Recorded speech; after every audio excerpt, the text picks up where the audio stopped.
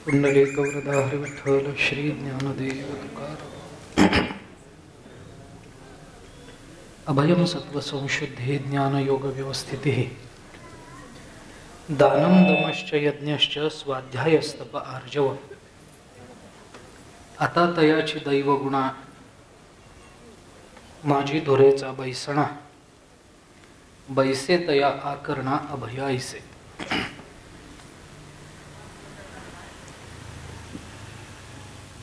पूजनीय तीर्थस्वरूप दादांच्या प्रथम पुण्यस्मरणाच्या निमित्ताने चालू असणाऱ्या या प्रवचनमालेच्या तृतीय सत्राला अंतिम सत्राला आपण प्रारंभ करतो आहोत। याच्याकरता दैवी गुणातल्या अभय या पहिल्याच गुणांबद्दल आपली चर्चा चालू आहे। अभय कळण्याकरता भय कळलं पाहिजे आणि भयाचं नेमकं स्वरूप काय आहे, त्याचं मानसशास्त्रीय विश्लेषण काय होऊ शकतं, या संबंधातला थोडासा विचार करून त्या भयातून बाहेर पडण्याकरता ज्ञानेश्वर महाराजाधिक संत महात्म्यांनी आपल्याला नेमके काय उपाय सांगितले, या संबंधातला विचार आपण करत होतो। बळी मिळवणे समस्त आप्त विषय विभांडू पाहत तेणे कासावीस होय चित्त भय निश्चित या नाम। हे भयाची एकनाथ महाराजांनी केलेली व्याख्या आणि त्या व्याख्येच्या अनुषंगानं भय या संकल्पनेचं विश्लेषण याचा विचार आपण करून आलेलो आहोत। भयाचा विचार करताना वस्तू भय निर्माण करत नसते, वस्तूच्या संबंधानं निर्माण झालेली कल्पना भय निर्माण करत असते, असा काल विचार आपण करत होतो। कल्पना, या कल्पनेला निश्चित असा काही आधार नसतो, निश्चित कोणत्या एका विचारावर ती कल्पना उभी राहिलेली असते असं काही नसतं। उलट चित्ताची जेवढी संदिग्धता जास्त असते तेवढे कल्पनेचे प्रकार जास्त होतात। एक सामान्य मानसशास्त्र आहे। अगदी सोपं उदाहरण सांगायचं झालं तर आपल्याला मुंबईला जायचं आहे का आपल्याला औरंगाबादला जायचं आहे, हे ज्या वेळेला माणसाचं ठरलेलं असतं त्यावेळेला तिथं कल्पना उदयाला येत नाही, पण दोन्हीपैकी कुठे जावं अशी संदिग्धता तर जर निर्माण झाली तर मग मात्र कल्पनेला वाव राहतो। दोलायमान अंतःकरणाचा परिणाम म्हणजे कल्पना आहे आणि त्या कल्पनेचा परिपाक म्हणजे भय आहे। भयाचा हा विचार आपण करून पहा। भयाच्या संबंधानं आपण हे बोलून आलोय, दुजे जव जव घडे तव तव संसार भय जोडे किंवा द्वितीयाद्वै भयम भवती किंवा भयम द्वितीयाभिनिवेशता स्यात् ईशादपेतस्य विपर्ययो स्मृती, या सगळ्या प्रमाणाने भयाच्या निर्मितीकरता तीन कारणं सांगितली जातात।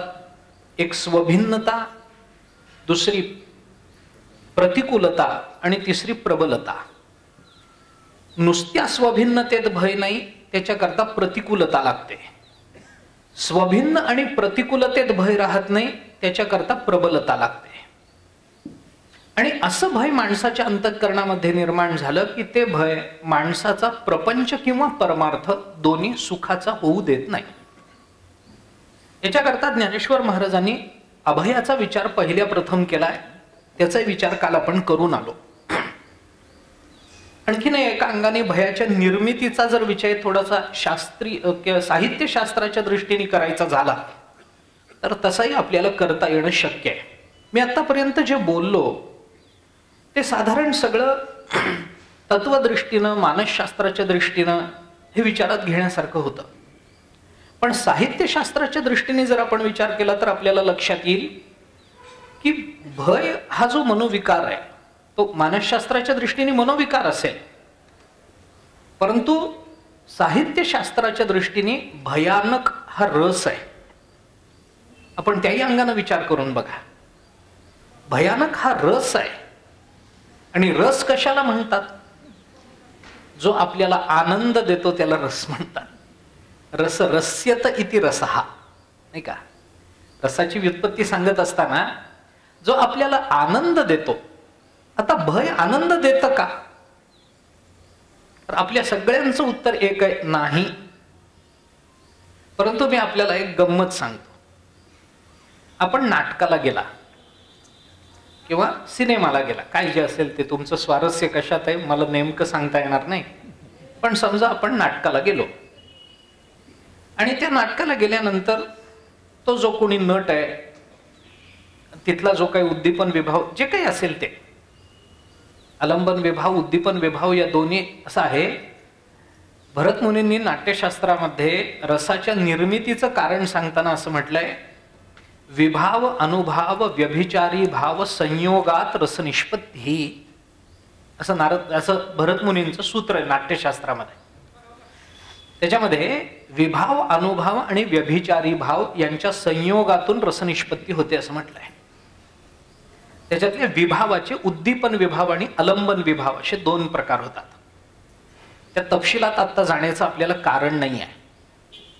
आपण नाटकाला गेलो, तिथल्या त्या दिव्यांचा परिणाम म्हणा, काय त्याला लाईट इफेक्ट्स, तिथलं वातावरण म्हणा, त्याला अनुसरून असणारं संगीत म्हणा, तिथलं नेपथ्य म्हणा, प्रकाश योजना म्हणा, आणि त्या नटाचा जो काही अभिनय असेल तो, मग तो नट अभिनय करतो, त्याच्या अभिनयाला हे सगळं पूरक होतं, आणि मग तिथे काहीतरी घडतं आणि बसल्या ठिकाणी खुर्चीमध्ये आपल्या अंगाला दरदरून घाम सुटतो. एकदम आपण घाबरतो, भय निर्माण होतं, दचकतो आपण. सगळा अनुभव घेऊन जेव्हा नाटक संपतं, तेव्हा नाटक संपवून जेव्हा आपण बाहेर पडतो, तेव्हा आपली चर्चा काय असते? काय सुंदर नाटक होतं, काय भय निर्माण केलं. भय सुंदर असतं का हो? पण भय ज्या नाटकामध्ये निर्माण झालं त्या नाटकाला आपण चांगलं म्हणतो ना, रस निर्माण झाला ना. रस भयानक या रसाच्या निर्मिती करता काहीतरी एक स्थायी भाव माणसाच्या ठिकाणी लागतो. स्थायी भावाशिवाय रसाची निष्पत्ती होत नाही. भावात विभाव अनुभव व्यभिचारी भाव हे भाव आहेत, पण या भावाच्या मुळाशीही एक स्थायी भाव आहे. स्थायी या शब्दातच त्याचा अर्थ आपल्याला कळावा, जो राहणाराच आहे, स्थित भाव आहे, जो कायम राहणार आहे. रस निर्माण होईल, कालांतराने संपून जाईल, पण स्थायी भाव संपत नसतो. हा जो स्थायी भाव आहे, आता ते स्थायी भाव कशाला कायम टिकणारे जे भाव आहेत ते स्थायी भाव. आपण नावावरून विचार करा ना, कायम टिकणारे जे भाव असतात त्यांना स्थायी भाव असं म्हणतात. कसं असतं ते, साहित्यशास्त्राचं किंवा नाट्यशास्त्राचे काही सिद्धांत आहेत. त्याच्यामध्ये असं म्हटलंय की ज्या भावना माणसाच्या अंतरंगामध्ये मूलतः असतात आणि ज्या भावना निर्माण झालेल्या रसानं वृद्धिंगत होतात, त्याला स्थायी भाव असं म्हणतात. ती एक भावना आहे, त्या राहतात. भयानक रस, नाटकातून नाटक झालं, दिवे लागले, एकमेकांना आपण बघायला लागलो आणि लक्षात आलं, अरे काही नाही, याच्यात घाबरण्यासारखं काहीच नव्हतं.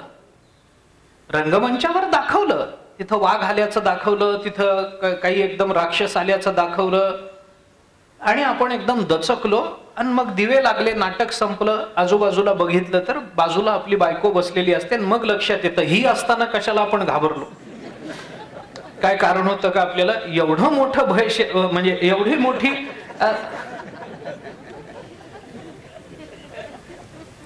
आपली बायको आपल्या शेजारी असताना आपण वाघाला घाबरावं, याला काय अर्थ आहे?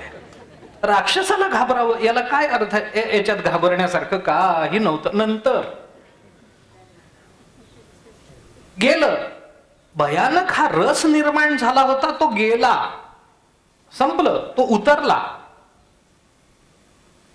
पुन्हा कालांतराने 4-2 महिन्यांनी दुसऱ्या नाटकाला गेलो, तिथेही आपण घाबरलो. मग एकदा इथं भय निर्माण झाल्यानंतर पुन्हा भय निर्माण होण्याचं कारण का? कारण स्थायी भाव आपल्या ठिकाणी नित्य आहे म्हणून. भयाचा एक साहित्यशास्त्रीय अभ्यास करायचा झाला तर आपल्याला करता येतो. काय आहे आता हे सगळं तपशिलामध्ये सांगणं खरं म्हणजे आता विषयांतर होईल त्याच्यात खूप.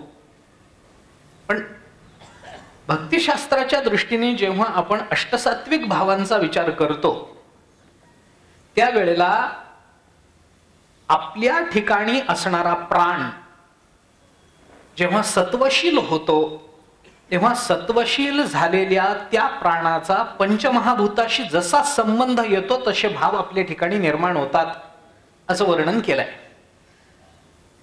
त्याची मीमांसा करत नाही मी आता, आपल्याला मी पाहिजे तर त्याचं स्थान सांगतो. भक्तिरसामृत सिंधू नावाचा ग्रंथ आहे. या ग्रंथामध्ये आपण याचा विचार पाहू शकता की हे भाव कसे निर्माण होतात, काय निर्माण होतात, त्याच्यातून कसं आपल्या अश्रू कसा निर्माण होतो, हे अश्रू कसे निर्माण होतात, स्तंभ कसा निर्माण होतो, आपलं शरीर कापतं कसं वगैरे वगैरे, हे सगळा विचार त्याच्यामध्ये आला. आपले जे स्थायी भाव आहेत त्या स्थायी भावाचा जर बारकाईनं विचार केला तर आपल्या ठिकाणी स्थायी भाव कोणते? रती, की ज्याच्यातून शृंगार नावाचा रस निर्माण होतो. हास्य, ज्याच्यातून हास्य नावाचा रस निर्माण होतो. शोक, ज्याच्यातून करुण नावाचा रस निर्माण होतो. क्रोध, ज्याच्यातून रौद्र नावाचा रस निर्माण होतो. म्हणजे एक भाव आहे, त्या भावाच्या अनुषंगानं एक रस आहे, भावापासून एक रस आहे. तसं आपल्या ठिकाणी भीती हा एक स्थायी भाव आहे आणि ज्याच्यापासून भयानक हा रस निर्माण होतो. रसनिर्मिती ही, आता सांगतो तरी, रसनिर्मिती ही नेहमी आलंबन विभावाच्या ठिकाणी झाली पाहिजे अशी अपेक्षा नाही, आलंबन विभावामुळे झाली पाहिजे ही अपेक्षा आहे.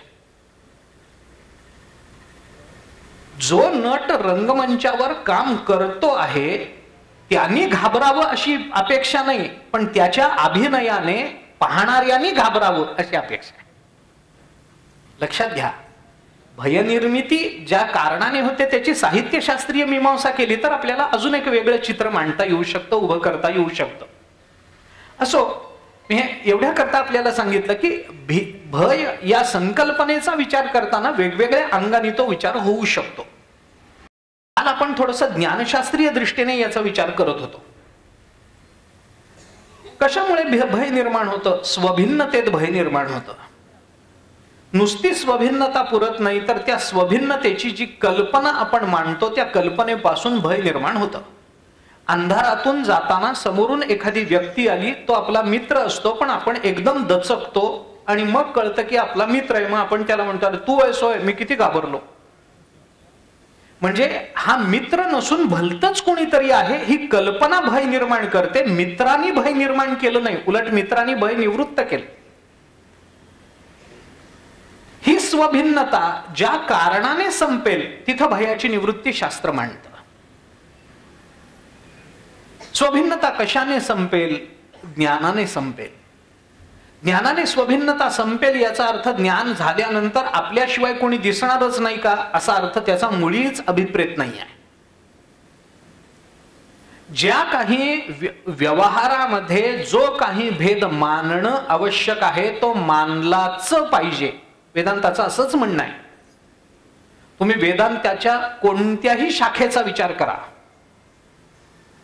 माध्व मतापासून ते शंकर मतापर्यंत आपण कोणत्याही मताचा विचार करा, व्यावहारिक द्वैताला नाकारायला कोणीही तयार नाही. कारण व्यावहारिक द्वैत नाकारता येतच नाही. तो तत्वज्ञ असो नाही परमात्मा असो, व्यावहारिक द्वैत नाकारता येत नाही. मग मीतूपणा हा नष्ट कसा होईल? व्यक्ती नष्ट करायची नाहीये स्वभिन्नतेमध्ये.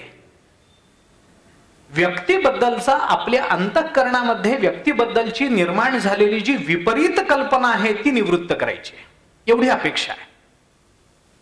संतांना आलेले अनुभव जर आपण पाहिले, आपण काल बोलून आलोय त्या संबंधामध्ये, सर्वाभूती पाहे एक वासुदेव. संतांची वचनं आपण पहा, सर्वांच्या ठिकाणी ते एक पाहतात. पंडित तोची एक भला, नित्य भजे जो विठ्ठला, अवघे सम ब्रह्म पाहे, सर्वाभूती विठ्ठल आहे. जे जे भेटे भूत ते ते मानिजे भगवंत, हा भक्तियोग निश्चित जाण माझा. ठीक आहे, कोणत्या अंगाने जायचा विचार त्याचा कसा करायचा हा प्रश्न स्वतंत्र असेल आता. परंतु स्वभिन्न असणाऱ्या कोणत्याही जड चेतन पदार्थाचं स्वरूप लक्षात येणं ही ज्ञानशास्त्राची परिसीमा असते. ती पराकाष्ठा मानली गेली पाहिजे. मग तो जड असेल किंवा तो चेतन असेल याच्याशी कर्तव्य नाही आहे. जड पदार्थाला सुद्धा तत्व मानणं आपल्याकडे आहे. आपल्या संस्कृतीमध्ये जाता जाता जात्याला पाय लागला, आता जातं राहिलं नाही म्हणून ठीक आहे, उखळाला पाय लागला, जाऊ द्या, हेही सोडून द्या, आता हे सापडतच नाहीत घरामध्ये. उखळ नाही, जाता नाही, केरसुणीला पाय लागला तर आपण काय करतो? नमस्कार करतो. जाता जाता एखाद्या माणसाला पाय लागला, आपण काय करतो? नमस्कार करतो. कशा करता हा नमस्कार सांगितला? केरसुणीला पाय लागला, नमस्कार करा, कशा करता सांगितलं असेल? जड पदार्थामध्ये सुद्धा एक चैतन्य बघण्याची आपली संस्कृती आहे. त्याच्याकडे बघताना सुद्धा स्वरूपानं बघितलं पाहिजे, माझ्यासारखं म्हणून बघितलं पाहिजे, ही अपेक्षा आहे. लहान मुलं प्रश्न विचारतात, म्हणजे एक थोडस वेगळ्या अंगाने जाता जाता बोलतो.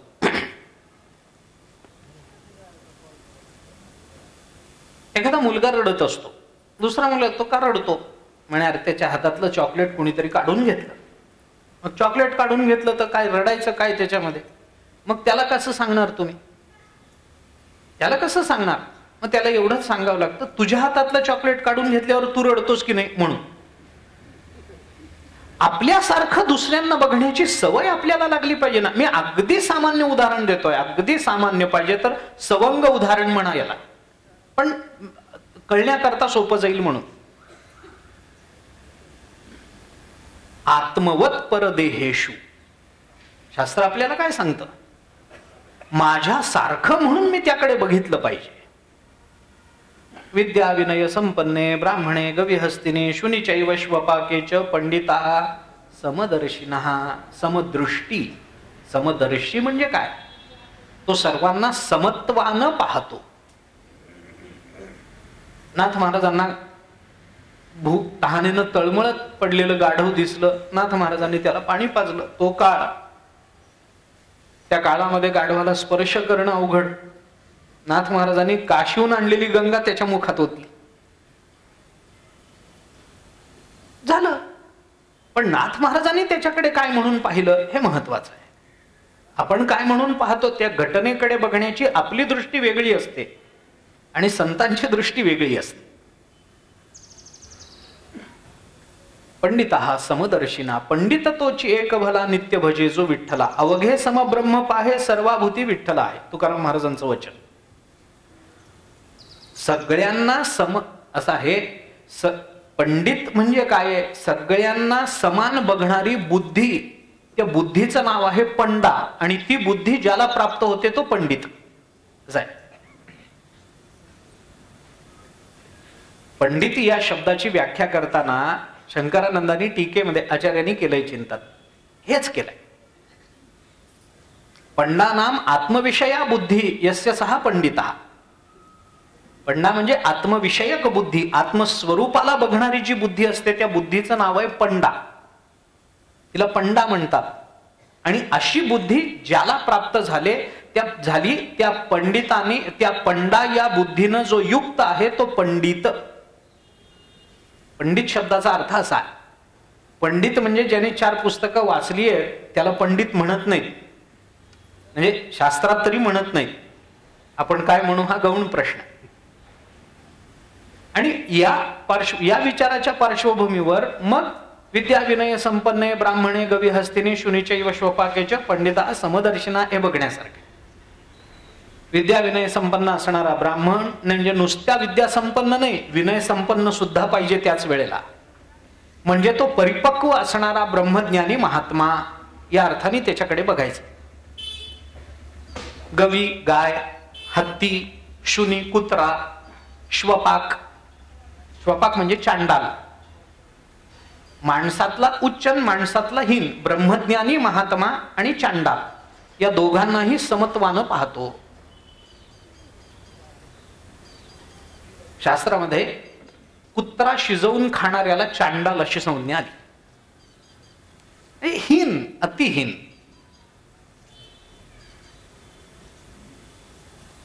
यांना समत्वानं तो पाहतो, कारण त्याच्या दृष्टीला क्रिया पडत नाही, त्याच्या दृष्टीला देह पडत नाही, त्याच्या दृष्टीला देहाची युक्तायुक्तता दिसत नाही, त्याच्या दृष्टीला तो देह ज्या पापानं निर्माण झाला किंवा पुण्यानं निर्माण झाला त्या पापपुण्याचा भेद दिसत नाही. त्या दृष्टीला दिसतं ते फक्त त्या देहाचं अधिष्ठान असणारं आत्मतत्व.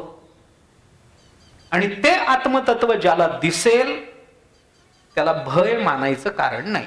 कारण ज्याला आत्मा कळाला त्याला भय नसतं. यतो वाचो निवर्तन्ते अप्राप्य मनसा सह आनंदम ब्रह्मणो विद्वान न बिभेती कुतश्चन. तैत्तिरीय उपनिषदाने आपल्याला या संबंधामध्ये सांगितलं, ज्याला परब्रह्म स्वरूप कळालं तो कशालाही कुठेही घाबरत नाही. ज्ञानानं होतं काय? भय निवृत्त होतं म्हणजे होतं काय? याचा अर्थ एकच आहे की ज्ञानानं कल्पना थांबते. आणि कल्पना थांबल्यामुळे कल्पनेचं कार्य असणारं भय ते आपोआप थांबून जातं, निर्माणच होत नाही. कारण भयाला निर्माण करणारी कल्पना आहे. कल्पना थांबली, भयाच्या निर्मितीचं उपादानच संपलं, भय निर्माण होणार नाही. अगदी सोप्या परिभाषेमध्ये सांगायचं झालं तर एखादा मनुष्य झोपला, त्याला स्वप्न पडलं आणि स्वप्नामध्ये त्याला भूत राक्षस काही दिसलं, दचकतो की नाही? दचकतो. बरं, हे दचकणं हे भय कुठपर्यंत राहतं? जोपर्यंत तो झोपेतून जागा होत नाही तोपर्यंत. एकदा जागा झाला काय भय आहे त्याला? स्वप्न ही जर कल्पना असेल तर ज्ञान ही जागृती आहे. आपण बघा, स्वप्न ही कल्पना आहे ना, मग त्या कल्पनेची निवृत्ती होणार कधी? जागृतीत होणार. म्हणून जागा जागा जागा हे सगळे संत महात्मे आपल्या कानाशी गजर करत असतात तो याचा. जागे व्हा, जागे व्हा, उठा जागे व्हा रे आता, स्मरण करा पंढरीनाथा. आपण म्हणतो ना काकड्या, उठा उठा साधू संत साधा आपुले, जगजोगी जगजोगी जागे जागे बोलती. किती प्रमाण. उत्तिष्ठत जाग्रत प्राप्य वरान्य बोधत क्षुरस्य धारा निशिथा दुरत्यया दुर्गम पथस्तत् कवयो वदन्ति. उपनिषद बोलताना उत्तिष्ठत जागृत. जाग्रत कशातून जाग्रत? जाग व्हा, पण कशातून जाग व्हा? कारण जाग व्हायचं असेल तर पहिल्यांदा झोपलं पाहिजे ना. जो झोपलाच नाही त्याला काय जाग करायचंय? उत्तिष्ठत जाग्रत. अरे पण कशातून जाग्रत? आचार्यांनी भाष्यामध्ये सांगितलंय, अज्ञान निद्राया, अज्ञानाच्या झोपेतून जाग व्हा. ही जागृती एकदा आली की मग भयाचं कारण राहत नाही, मग पुन्हा स्वप्नाची भीती नाही. जोपर्यंत स्वप्न चालू आहे तोपर्यंत स्वप्नामध्ये दिसणाऱ्या वस्तूंची आपल्याला भीती वाटू शकते. स्वप्नामध्ये वाघ दिसला, भीती वाटू शकते. स्वप्नामध्ये आणखीन काही राक्षस दिसला, भीती वाटू शकते. पण कुठपर्यंत? स्वप्न चालू असेपर्यंत. आचार्यांनी ब्रह्मसूत्र भाष्यामध्ये स्वप्न किती काळ पडू शकतं याचा विचार केलाय. आणि आचार्य म्हणतात की कोणतंही, बऱ्याच वेळेला आपल्याला असं होतं ना की रात्री आपण झोपलो, सकाळी उठलो की आपल्याला वाटतं रात्रभर स्वप्न चालू आहे, रात्रभर स्वप्न पडतं. पण आपल्याला ऐकून आश्चर्य वाटेल, मला माहिती नाही हे वैज्ञानिक स्तरावर सिद्ध होईल न होईल, केलंय कोणी नाही केलंय मला माहिती नाही, पण आचार्याने ब्रह्मसूत्र भाष्यात चिंतन केलंय, कोणतंही स्वप्न हे जास्तीत जास्त 3 क्षणाचं असतं, त्याच्या पलीकडे नसतं. 3 क्षण. ते 3 क्षण स्वप्नातले असतात म्हणून आपल्याला रात्र गेल्यासारखी वाटते. पण स्वप्न जास्त काळ पडत नाही. पण जेवढा काळ ते स्वप्न पडतं त्या स्वप्नात चालू असणाऱ्या स्वप्नामध्ये स्वप्नात दिसणाऱ्या पदार्थांविषयी भय आहे. कारण स्वप्न ही कल्पना आहे. त्या स्वप्नातून जाग झालो आपण, उठून बसलो आणि लक्षात आलं, अरे नाही आपल्याला काही घाबरायचं कारण नाहीये, उजाडलेलं आहे, इथं काही भूत यायची शक्यता नाही, आपलं घर आहे, आपण आपल्या घरात झोपलेलो आहोत, इथं काही हिंस्त्र श्वापद यायचं कारण नाही आहे, आजूबाजूला घरं आहेत सगळी. वाघ येणार कुठून येणार, भूत येणार कुठून येणार,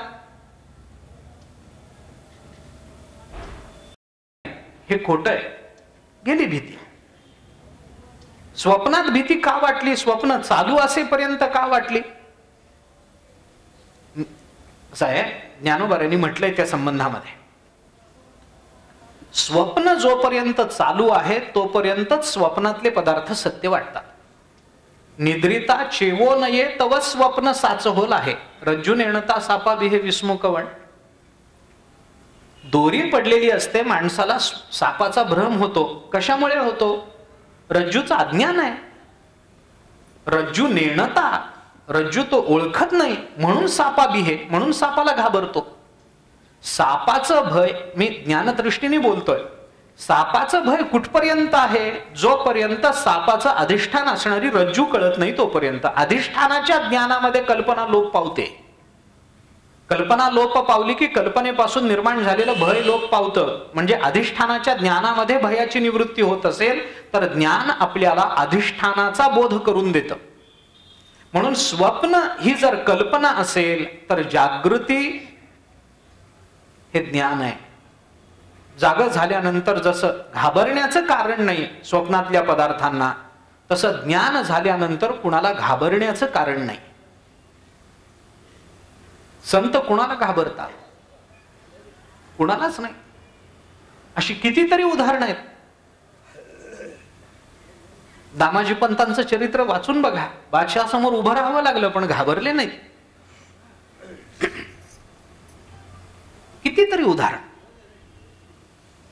तुकाराम महाराज कधी कुणाला घाबरले नाहीत, ज्ञानेश्वर महाराज घाबरले नाहीत. आपण काल बोलून आलोय, घाबरण्यासारखी अवस्था नव्हती का? होती ना. सामान्य मनुष्य असता तर त्या प्रसंगामध्ये घाबरला असता, पण संत घाबरले नाही.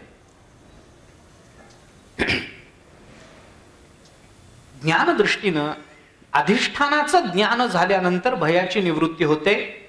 ज्ञानेश्वर महाराजांनी त्या संबंधामध्ये आपल्याला दृष्टांतानं सांगितलंय.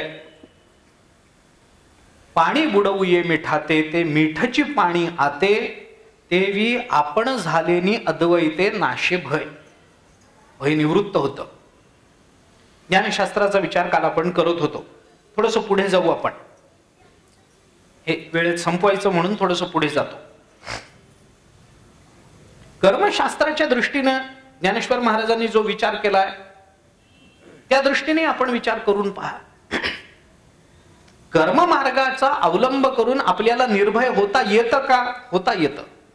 कधी होता येतं? मी आपल्याला त्या संबंधातला एक सिद्धांत फक्त एका वाक्यामध्ये सांगतो. मला फार विस्ताराची गरज पडणार नाही असं वाटतंय. आपलं अंतःकरण शुद्ध असेल ना, कुणाला घाबरण्याचं आपल्याला काही कारण नाही आहे. हे एक साधं चिंतन आहे, साधा विचार आहे.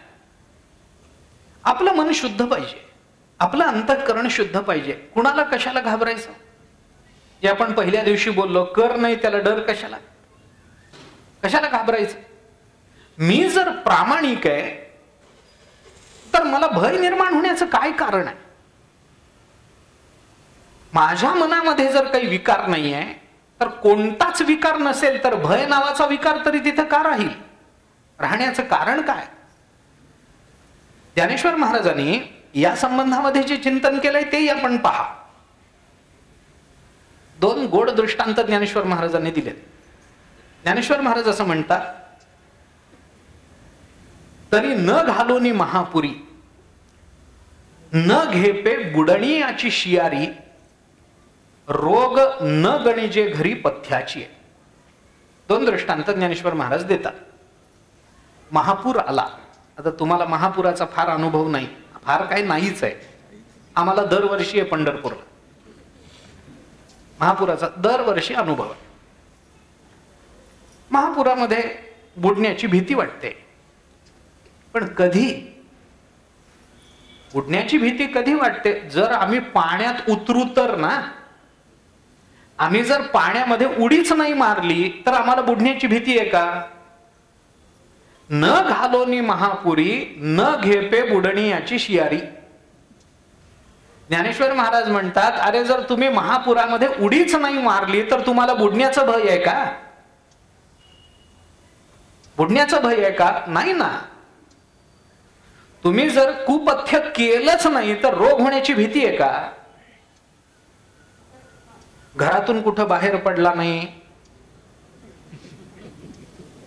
पडला तरी मास्क लावून बाहेर पडलाय, घरी आल्याबरोबर असले अंगावरच्या कपड्यानिशी स्नान केलंय, इकडे तिकडे कुठे स्पर्श झाला तर लगेच सॅनिटायझरने हात स्वच्छ केलेत, घरी आल्याबरोबर हँडवॉशने हात स्वच्छ धुवून टाकलेत,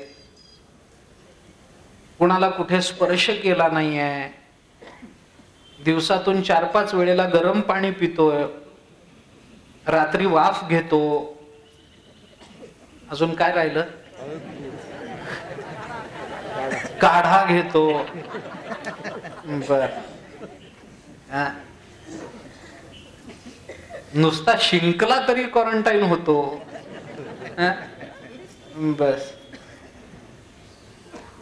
सगळं जर आपण सांभाळलं तर आपल्याला रोग होण्याची शक्यता आहे का? भीती वाटण्याचं कारण आहे का? तरी वाटते हा भाग वेगळा. अरे आम्ही कुपथ्यच केलं नाही तर आम्हाला रोग होण्याची भीती बाळगण्याचं काय कारण आहे? आम्ही पुरामध्ये उडीच मारली नाही तर बुडण्याच्या भीतीचं काय कारण आहे आम्हाला? ज्ञानोबा या 2 दृष्टांतानं पुढे सांगतात, तैसा कर्माची या मोहरा उठून येतोनी अहंकारा, तैसा संसाराचा दरारा सांडणे येणे. दरारा म्हणजे भीती, भय. तैसा कर्माची या मोहरा उठून येतोनी अहंकारा, संसाराचा दरारा सांडणे येणे. आम्ही जर कर्म केलं तर आम्हाला जन्मजन्मांतराच्या जन्ममरणाच्या संसारणाचं भय बाळगण्याचं कारण आहे. कारण आम्ही कर्म केलंय, त्या कर्माचा विपाक म्हणून आम्हाला पुन्हा जन्माला यावं लागणार आहे. आम्ही जे काही पाप पुण्य केलेलं आहे म्हणून फक्त अकर्म असं म्हटलं नाही ज्ञानोबांनी, कर्म अकर्म दोन्ही म्हटलंय. कर्माची या मोहरा, सत्कर्माचा परिणाम सुद्धा जरी पुण्य असला तरी त्या पुण्याचा परिणाम म्हणून पुनर्जन्म आहेच ना. फक्त वाईट कर्माचा परिणाम पुनर्जन्म नाहीये. वाईट कर्म घडलं तरच आपण अरे चांगलं कर्म करून सुद्धा जन्माला यावं लागतं. तरी त्याला चांगल्या घरात जन्म मिळेल, अमुक मिळेल, तमुक मिळेल, पुण्यवानांच्या घरात जन्म मिळेल, परमार्थ करायला मिळेल, काही असेल. एखादा मनुष्य दान धर्म करणार आहे, त्यांनी दान केलं आणि त्या दानाचं पुण्य भोगायच्या आत त्याचं प्रारब्ध संपलं त्या जन्मातलं म्हणून मेला. आता मेल्यानंतर मागे केलेल्या दानाचं पुण्य भोगण्याकरता पुन्हा यावं लागेल की नाही? म्हणजे दान करू नये पुन्हा जन्म मरणाच्या संसारणाचं भय आहेच आहे. फक्त पाप केलं तरच जन्माला यावं नाही, पाप आणि पुण्य दोन्ही जन्माला घालतं. सुपात्र दानाच्य भवेत धनाढ्यः धनप्रभावेण करोति पुण्यम पुण्यप्रभावेण सुरलोक याते पुनर्धनाढ्या. पुन्हा धनवान होतो, पुनरेव भोगी,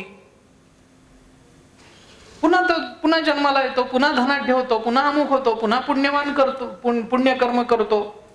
पुण्य करत राहिलं तरी जन्म मरण आहेच आहे, पाप करत राहिलं तरी जन्म मरण आहेच आहे. म्हणून ज्ञानोबांनी दोन्ही शब्द वापरलेत, तैसा कर्म अकर्माच्या मोहरा. सत्कर्म अथवा अकर्म जे काही असेल ते, त्या कर्मामध्ये आमच्या ठिकाणी जसं महापुरामध्ये उडी घातलीच नाही तर बुडण्याची शक्यता नाही, कुपथ्य केलंच नाही तर रोगाची शक्यता नाही, तसं कर्म अकर्मामध्ये आम्ही अभिमान धारण केलाच नाही तर आम्हाला संसाराची भीती बाळगण्याचं कारण नाही. संसार या शब्दाचा अर्थ संसरती अशा अर्थाने ते घ्या. संसार म्हणजे जन्म मरण, संसरण या अर्थाने त्याचा विचार करा. जन्म मरणाचं भय राहणार नाही आम्हाला. का? कारण आम्ही जे कर्म करतो त्या कर्म आम्हाला जन्माला घालत नाही. त्या कर्माच्या संबंधानं आमच्या अंतःकरणामध्ये जो अभिमान असतो तो अभिमान आम्हाला जन्माला घालतो. त्या कर्माच्या संबंधानं जी फलासक्ती निर्माण झालेली असते ती फलासक्ती आम्हाला जन्माला घालते. तैसा कर्तृत्वाचा मद आणि कर्मफलाचा आस्वाद या दोहीचाही नाव बंध कर्माचा, की कर्माचा बंध दोन पद्धतीने विचारात घेतला जातो. कर्मबंधन म्हणजे काय? कर्तृत्वाचा अभिमान आणि कर्मफलाची आसक्ती, या दोन्हीला मिळून बंध म्हणतात. मी केलं मी केलं मी केलं, मी मी मी मी मी झालं, महापुरात उडी घातली. मी मी मी म्हणणं काय आहे? म्हणजे त्यांनी कुपथ्य केलं, मग रोगाची भीती राहणार, मग बुडण्याची भीती राहणार. तसं मी म्हटलं की कर्माचा परिणाम जे संसरण, जो संसार, त्या संसाराची भीती राहणार, तो पुन्हा तिथे येणार. मी यज्ञ केला मग ये पुन्हा. मी अमुक केलं, मी तमुक केलं, ये पुन्हा. मी म्हटलं की बंधन आहे. त्याची उदाहरणं अनेक वेळेला आपण दिलेली आहेत.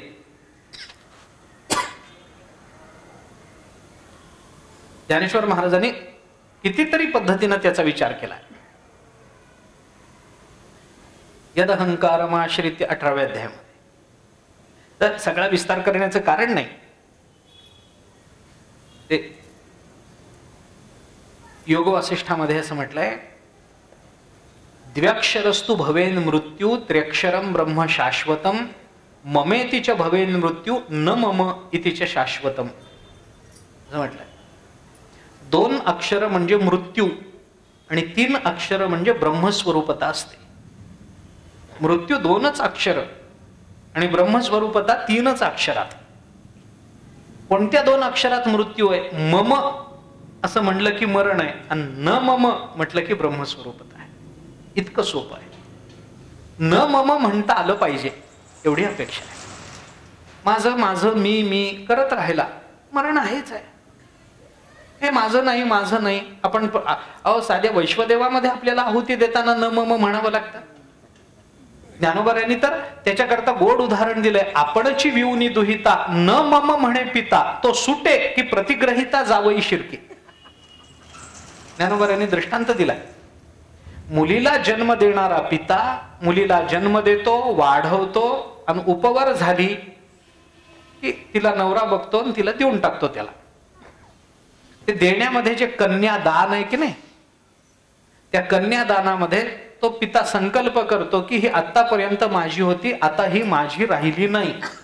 न मम म्हणे पिता न मम म्हणे आता ही माझी नाही असं म्हणतो, आणि पिता म्हणतो ही आता माझी राहिली नाही, आणि जावई म्हणतो आता माझी झाली. तो अडकतो, तो सुटे. न मम म्हणे पिता, तो सुटे, तो सुटून जातो. आणि प्रतिग्रहिता म्हणजे घेणारा जो आहे तो जावई, तो अडकून जातो. बरं, एका वर्षात अडकला असला वर्षापुरता तर माझं काही म्हणणं नव्हतं. 7 जन्म अडकणं म्हणजे त्याला काही मर्यादा आहे की नाही? बरं, यात 7 जन्मामध्ये दरवर्षीच्या ज्येष्ठ पौर्णिमेला पुन्हा ते कार्ड रिचार्ज करणं आहेच आहे. दरवर्षी एवढंच म्हणायचं, जन्मोजन्मी हाच मिळू दे, जन्मोजन्मी हाच मिळू दे. आमचे गुरुजी म्हणायचे, जन्मोजन्मी हाच मिळू दे असं म्हणण्याचं तिला कारण एवढंच आहे की असा बैलोबा दुसरा मिळणार नाही म्हणून.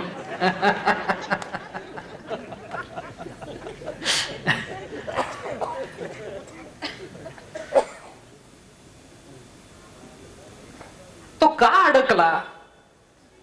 माझी झाली असं म्हणाला, माझे पण आलं ना, बंधन निर्माण झालं. हा न मम म्हणाला ना, म्हणून सुटला. करणं आणि सोडून देणं, करणं आणि समर्पित करणं आणि सोडून देणं म्हणजे फक्त ते अकर्माच्याच बाबतीत लावायचं असं नाही.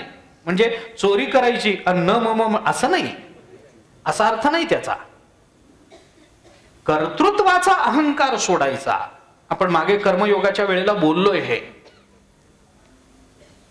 कर्तृत्वाचा अहंकार सोडणं, असं जर केलं तर अहंकार निर्माण न झाल्यामुळे आपल्याला जन्म मरणाच्या संसरणाचं भय राहत नाही, हे ज्ञानेश्वर महाराजांना सांगायचं. आता तो अहंकार सोडायचा कसा, टाकायचा कसा, त्याचा विचार करताना मग हे पुन्हा प्रश्न उपस्थित होतात, किंवा हे आपण स्वतः पुरते उपस्थित केले तरी पाहिजे. मी असं म्हणतो की मी अमुक अमुक कर्म केलं, मी प्रवचन केलं. मी प्रवचन केलं असं म्हणताना मग प्रवचन करणारा मी कोण आहे याचा विचार करा. मी केलं म्हणजे कुणी केलं? माझ्या देहाने केलं का? देहाला जर माझं म्हणायचं असेल तर तो देह मला सोडून का जातो? तो जर माझा आहे ना, एवढा प्रेमाचा आहे ना, मग त्यांनी मला सोडून जाण्याचं काय कारण आहे? त्यांनी सोडून जाऊ नये. ज्या अर्थी तो सोडून जातो त्या अर्थी तो माझा नाही आहे. मग आत्म्याने कर्म केलं का? आत्मा कर्म करतच नाही. सर्व कर्म सिद्धी लागी ये मुद्दले हो जगी तेथ न सुवावा अभंगी आत्मराज. 18व्या अध्यायामध्ये ज्ञानोबा रायबोध. कर्मामध्ये आत्मराजाचा विचार होत नाही, कारण आत्मा व्यापक आहे, कर्म परिच्छिन्नतेत होतं वगैरे वगैरे काय जे नियम असतील त्या दृष्टीने. मग केलं कोणी कर्म? बरं, ज्यांनी केलं त्याला मी म्हणावं असं त्याचं माझं नातं काय? वडिलांनी न मम म्हणावं आणि कन्यादान करावं याचा अर्थ इतकी वर्ष जेवढी केवढी ती उपवर होईपर्यंतची वर्ष वडील तिला माझं म्हणत होते म्हणून आता न मम म्हणाले. तसं कर्माच्या संबंधानं कर्म करण्याची जी काही कारणं सांगितलेली आहेत गीतेमध्ये त्या कारणांचा विचार करा. पंचैतानि महाबाहो कारणानि निबोध मे सांख्ये कृतांते प्रोक्तानि सिद्धये सर्व कर्मणाम. तिथून पुढचे श्लोक वाचा आपण. काय कर्माचं कारण आहे बाबा? अधिष्ठानम तथा कर्ता करणंच पृथक विधम विविधाश्च पृथक चेष्टा दैवम चैवात्र पंचमम. 5 कारणं सांगितली. अधिष्ठान, कर्ता, करण, विविध चेष्टा आणि दैव. 5 कारणं सांगितली की नाही? ह्याच्यातलं मी कोण आहे? अधिष्ठान म्हणजे मी आहे का? कर्ता म्हणजे मी आहे? कोण मी आहे? करण म्हणजे मी आहे का? चेष्टा म्हणजे मी आहे का? दैव म्हणजे मी आहे? दैव म्हणजे प्रारब्ध असा अर्थ नाहीये इथे. दैव म्हणजे इंद्रियांच्या अधिष्ठात्री देवता असा अर्थ केला. ज्ञानेश्वर महाराजांनी तसाच केला, सगळ्यांनीच तसा केला. सगळ्यांनी म्हणजे अक्षरशः सगळ्यांनी तसा केला. कोण ह्याच्यातलं कर्म करणारे जर हे सगळे आहेत तर मी कर्म केलं हे म्हणण्यात तात्पर्य काय? जे मी केलेलंच नाही आणि जे माझं नाहीच त्याबद्दलचं ममत्व हे दुःखाला कारण ठरणार नाही काय? असा मुद्दा आहे. माझं साधा विचार सांगतो मी आपल्याला. मागे उदाहरण दिलं असेल बहुतेक. आपण देवपूजा करतो. करत असताना देवपूजा आपण देवाला दुधाचा अभिषेक करतो, अमुक करतो, काय फुलं वाहतो, हार घालतो, देवाला नैवेद्य दाखवतो, अमुक अमुक तमुक जे काही आहे ते करतो. आणि सगळी पूजा झाल्यानंतर मग देवाला नमस्कार करून उठतो आणि मग येऊन सांगतो, सकाळी ना 2 तास पूजा केल्याशिवाय मला समाधानच नाही. पाण्याचा थेंब घेत नाही मी पूजा झाल्याशिवाय. मान्य आहे, श्रद्धेबद्दल माझ्या मनात कोणताही किंतु नाही. पण माझा मुद्दा एवढाच आहे की त्यांनी जी पूजा केली आणि पूजा करण्यामध्ये, पूजा नावाच्या त्याच्या कर्तव्यामध्ये अथवा कर्मामध्ये त्यांनी भगवंताला जे समर्पित केलं त्याच्यातलं त्याचं काय आहे? देवाला दुधाचा अभिषेक केला, दूध त्याचं का गाईचं? गाईने अभिमान बाळगावा, माझं दूध मी देवाला दिलंय म्हणावं, मान्य आहे. बर, गाईच्या ठिकाणी ते जे दूध तयार झालेलं आहे ते वासरा करता तयार झालंय का याच्या करता? वासरा करता तयार झालंय. म्हणजे दुसऱ्याचं काढून घ्यायचं. मी पूजा केली, अरे तू दूध गाईचं. देवाला वाहिलेली फुलं याची आहेत का? नाही. फिरायला गेला सकाळी, येता येता घेऊन आला. अहो तरच फुलं मिळतात, नाही तर मिळत नाहीत. एका ठिकाणी मी गेलो होतो, सहज त्यांची पूजा झाली, मी आपलं माझा अन्निक करत बसलो त्यांच्या देवघरात. देवाला फुलंच नाही. म्हटलं का हो देवाला फुलं नाहीत? म्हटलं मला फिरायलाच गेलो नाही. म्हणजे हे आश्चर्य आहे ना. कुणाची फुलं? झाडाची फुलं. ते झाड सुद्धा आपल्या मालकीचं नसतं. दुसऱ्याच्या कुणाच्या तरी कुंपणातून एक फांदी बाहेर आलेली असते म्हणून आमची देवपूजा होते.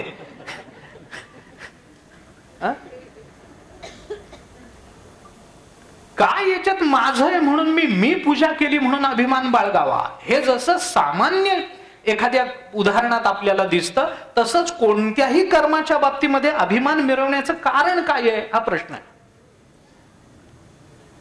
ज्या देहाने मला या कर्मामध्ये सहाय्य केलं तो देह तरी माझा आहे का?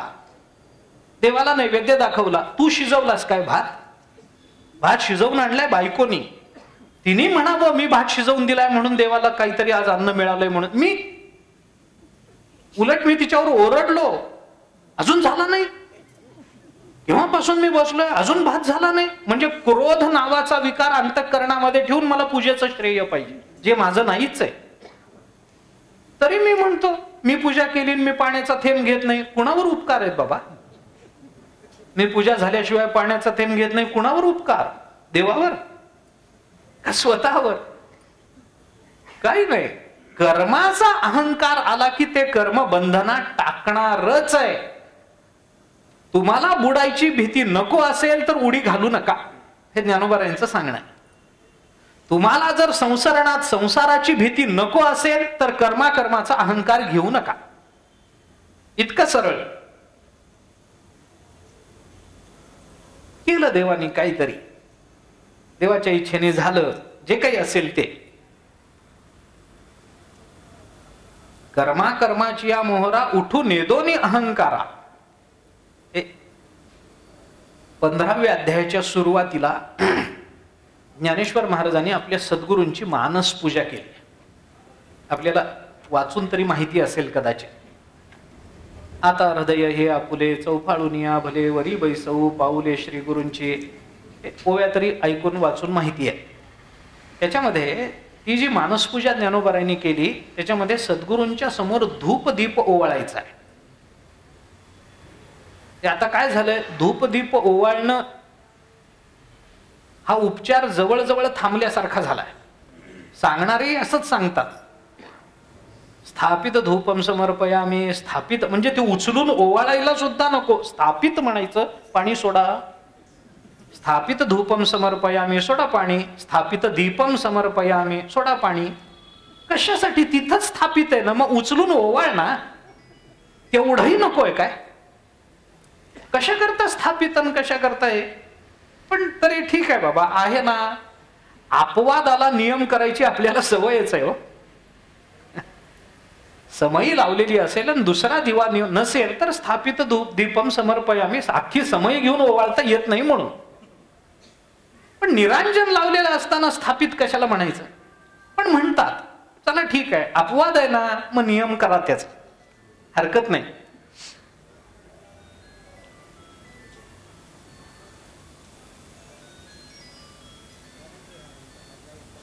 सद्गुरूंच्या संबंधानं सगळी पूजा वगैरे नैवेद्याच्या आधी धूप दीप ओवाळायचा आहे.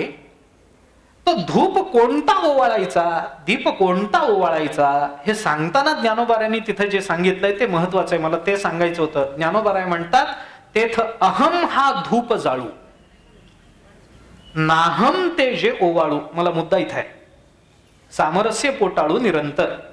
15वा अध्याय अगदी सुरुवातीच्या ओव्या. तेथ अहम हा धूप जाळू. मला वाटतं 4थीच ओवी आहे.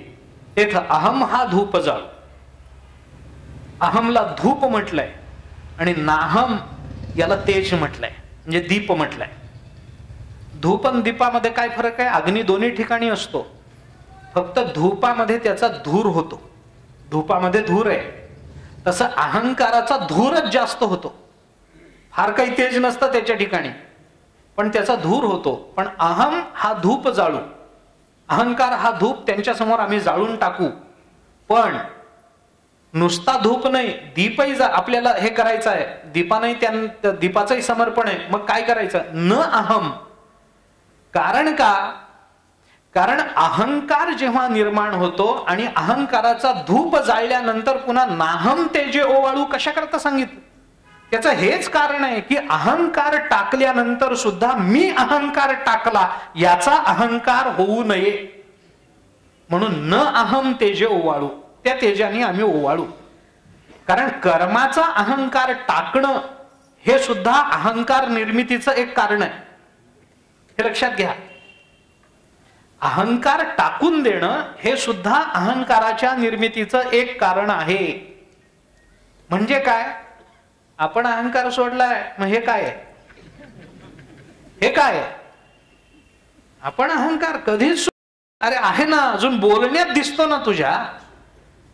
मग अहंकाराचा त्याग हे सुद्धा अहंकाराच्या निर्मितीचं कारण असेल तर ते निर्मितीचं कारण सुद्धा तेज म्हणून समर्पित करा. नाहम तेजे ओवाळू. आणि असं ज्या दिवशी होईल, सामरस्य पोटाळू निरंतर, हे सामरस्य निर्माण होईल. कशा करता मी आपल्याला सांगतो, आम्हाला घालवायचंय भय. भयाच्या निवृत्ती करता, त्या निर्भयत्वाच्या प्राप्ती करता कर्मशास्त्राने सांगितलेला जो मार्ग आहे त्या मार्गाचं विश्लेषण आपण करतो. आणि त्याच्या ज्ञानोबाराय बोलताना हे सांगतायत की बाबा, कर्माचा अहंकार टाकणं याच्यातच संसाराचं भय निवृत्त करणं आहे. संसाराचं भय निवृत्त करणं तेवढ्या करताच आहे. तर त्याच कारणाने होऊ शकतं कर्मदृष्टीनं. अहंकार नाही अशी अवस्था.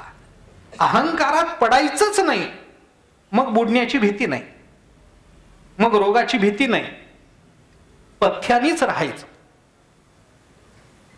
पथ्यानी राहायचं. पथ्य या शब्दाचा आयुर्वेदातला अर्थ ज्याचं सेवन करायचं ते पथ्य आहे. बरं, आपल्याला काय माहितीये, पथ्य म्हणजे काय खायचं नाही ते विचारतात. तसं नाही, काय खायचं याला पथ्य म्हणतात, आणि जे खायचं नाही त्याला कुपथ्य किंवा अपथ्य म्हणतात आयुर्वेदात. एखादा घरी जेवायला येणारा असेल तर आपण त्याला, तुम्हाला काही पथ्य आहे का, म्हणजे काय खायचं नाही, असं नाही. पथ्य म्हणजे जे घ्यायचं ते. तुकाराम महाराजांचा अभंग आहे, ब्रह्मरस घेई काढा तेणे पिढा वारेल, पथ्य नाम विठोबाचे आणिक वाचे न सेवी. पथ्य काय आहे? विठोबाचं नाव घ्यायचं हे पथ्य आहे. पथ्य म्हणजे जे खायचं नाही असेल तर मग विठोबाचं नाव घ्यायचं नाही, त्याला पथ्य म्हणावं लागेल, असं नाही. पथ्य म्हणजे जे सेवनाला योग्य आहे आमच्या प्रकृती करता ते पथ्य, आणि जे सेवनाला योग्य नाही त्याला पाहुण्यांना विचारताना असं विचारावं की तुमचं काही अपथ्य कुपथ्य आहे का, असं विचारावं. म्हणजे मग तो सांगतो, मी गोड खात नाही, मी तिखट खात नाही, मी आंबट खात नाही, मी हे खात नाही, मी भात खात नाही, मी भात, काय जे असेल ते तो सांगेल. किंवा जर पथ्य विचारायचं असेल तर काय खाणार आहात ते विचारावं. जर आम्ही पथ्याने वागलो तर आम्हाला रोगाची भीती नाही. आमचा आहार विहार जर योग्य असेल, युक्त आहार विहार, नेम इंद्रियासी सार, नसावी बासर निद्रा बहुभाषण, हे जर आम्ही असं जर वागलो, बासर निद्रा नाही, बहुभाषण नाही, मिताहारी असेल, कमी बोलणारा, कमी खाणारा, असं जर असेल तर कशासाठी रोग त्याच्या मागे लागेल. युक्त आहार विहार असेल, आहार चांगला युक्त आहे, विहार चांगला आहे, व्यायामाचं शरीर आहे, का रोग येईल. तसं कर्माचा अभिमान आपण धरला नाही, काय म्हणून आम्हाला भयाचं कारण आहे. संसाराचा दरारा सांडणे येणे. हा झाला कर्मशास्त्राच्या दृष्टीने विचार. एक ज्ञानशास्त्राच्या दृष्टीने विचार आहे, आत्मस्वरूपाच्या यथार्थ ज्ञानामध्ये भय राहत नाही. दुसरा कर्मशास्त्राचा विचार आहे, कर्मातल्या अभिमानाच्या त्यागानं भय निर्माण होत नाही. आणि आता एक विचार आहे तो भक्तिशास्त्राच्या अंगाने. एवढा एक विचार सांगतो. ज्ञानेश्वर महाराजांनी त्याचा विचार करताना ज्या काही भूमिका सांगितल्या ते आपण पहा. भय नाही अशी अवस्था प्रत्येकाला अपेक्षित आहे. मी कुणालाही घाबरू नये, मी कुणालाही घाबरू नये. मी एक सामान्य उदाहरण देतो,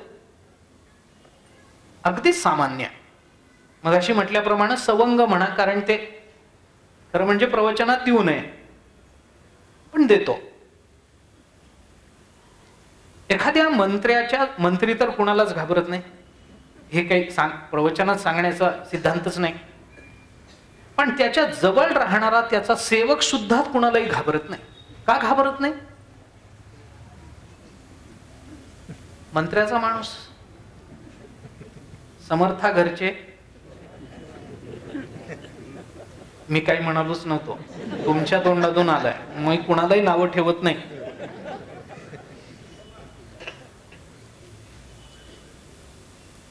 भक्तिशास्त्राचा विचार म्हणून मी म्हटलं की दृष्टांत खूप सामान्य आहे.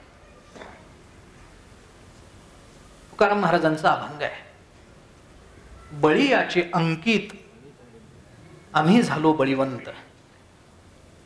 आम्ही बळीवंत आहोत.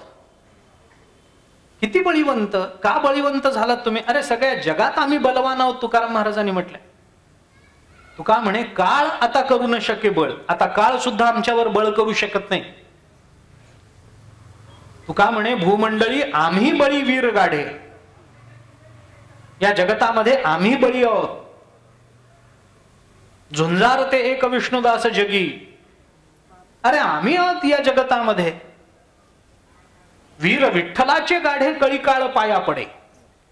आम्ही वीर आहोत, गाढे वीर आहोत. तुका म्हणे भूमंडळी आम्ही बळी वीर. म्हणून मी म्हटलं ना, गाढे वीर.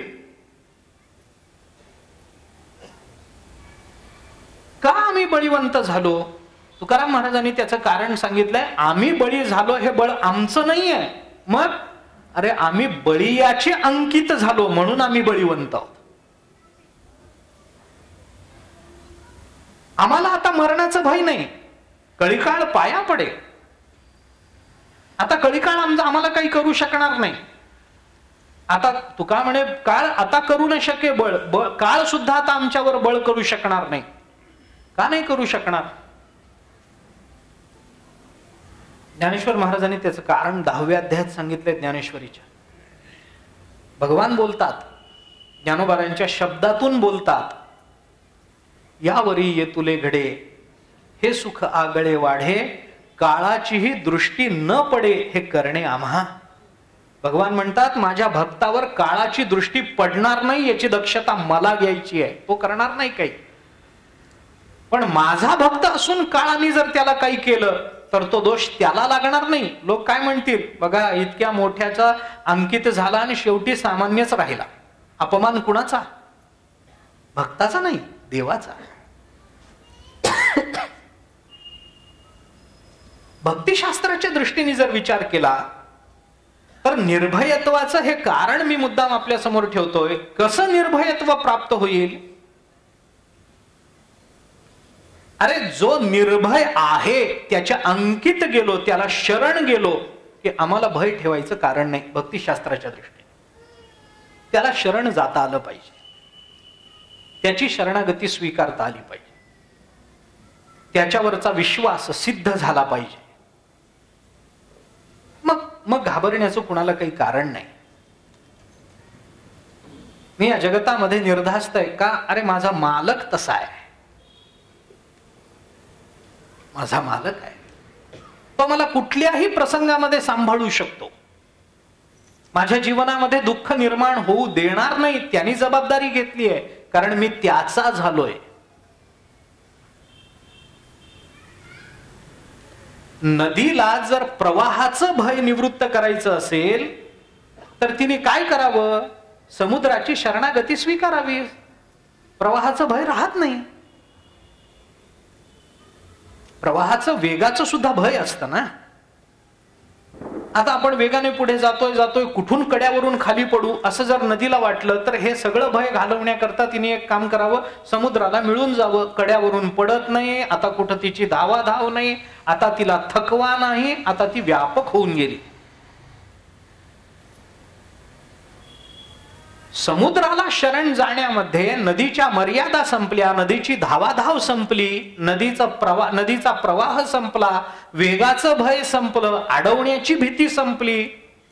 नाही तर नदीला ती भीती, कुणी मला अडवेल, त्याच्यावर बंधारा बांधेल, त्याच्यावर धरण बांधेल, माझा वेग कुंठित होईल. हे सगळे भय निवृत्त करायचे असतील तिने एक करावं, समुद्राची शरणागती स्वीकारावी. संपलं. आता तिच्यावर धरण नाही. आता तिला प्रवाहाचं भय नाही. आता तिला दोन तीराचं भय नाही. आता तिला मर्यादेचं भय नाही, आता ती व्यापक झाली.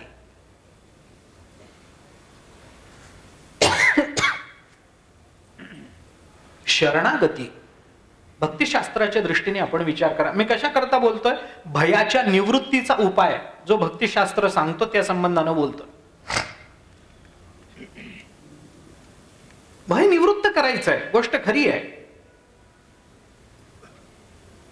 जो निर्भय आहे त्याची शरणागती स्वीकारा. वरम ममैव मरणम मद्भक्तो हन्यते कथम राज्यम आयुर्मया दत्तम तथैव स भविष्यति. बिभीषणाच्या मुखातले उद्गार आहेत अध्यात्म रामायणात.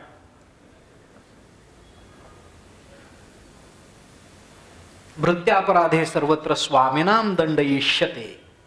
रामचंद्र प्रभू बोलतात,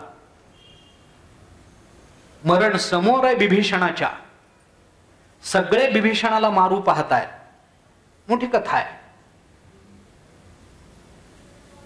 लंकेचं राज्य मिळाल्यानंतर बिभीषण एका शिवरात्रीला रामेश्वराला आले आणि रामरायांनी स्थापित केलेल्या लिंगाचं अर्चन करावं म्हणून सगळी सामुग्री लंकेतून घेऊन आले आणि उत्तम पद्धतीची पूजा त्यांनी रामेश्वराची केली. ती पूजा करून बिभीषण बाहेर आले आणि पुष्कळसा बेल वाहिलेला असल्यामुळे त्या हिरव्या रंगाकडे, त्या पानाकडे बघून एक गाय तिकडे निघाली. हिरवा रंग, ज्ञानोबाऱ्यांनी म्हटले हिरवा चारा भांबावे पशु. हिरवा चारा बघितला की पशु भांबावतो. गाय निघाली.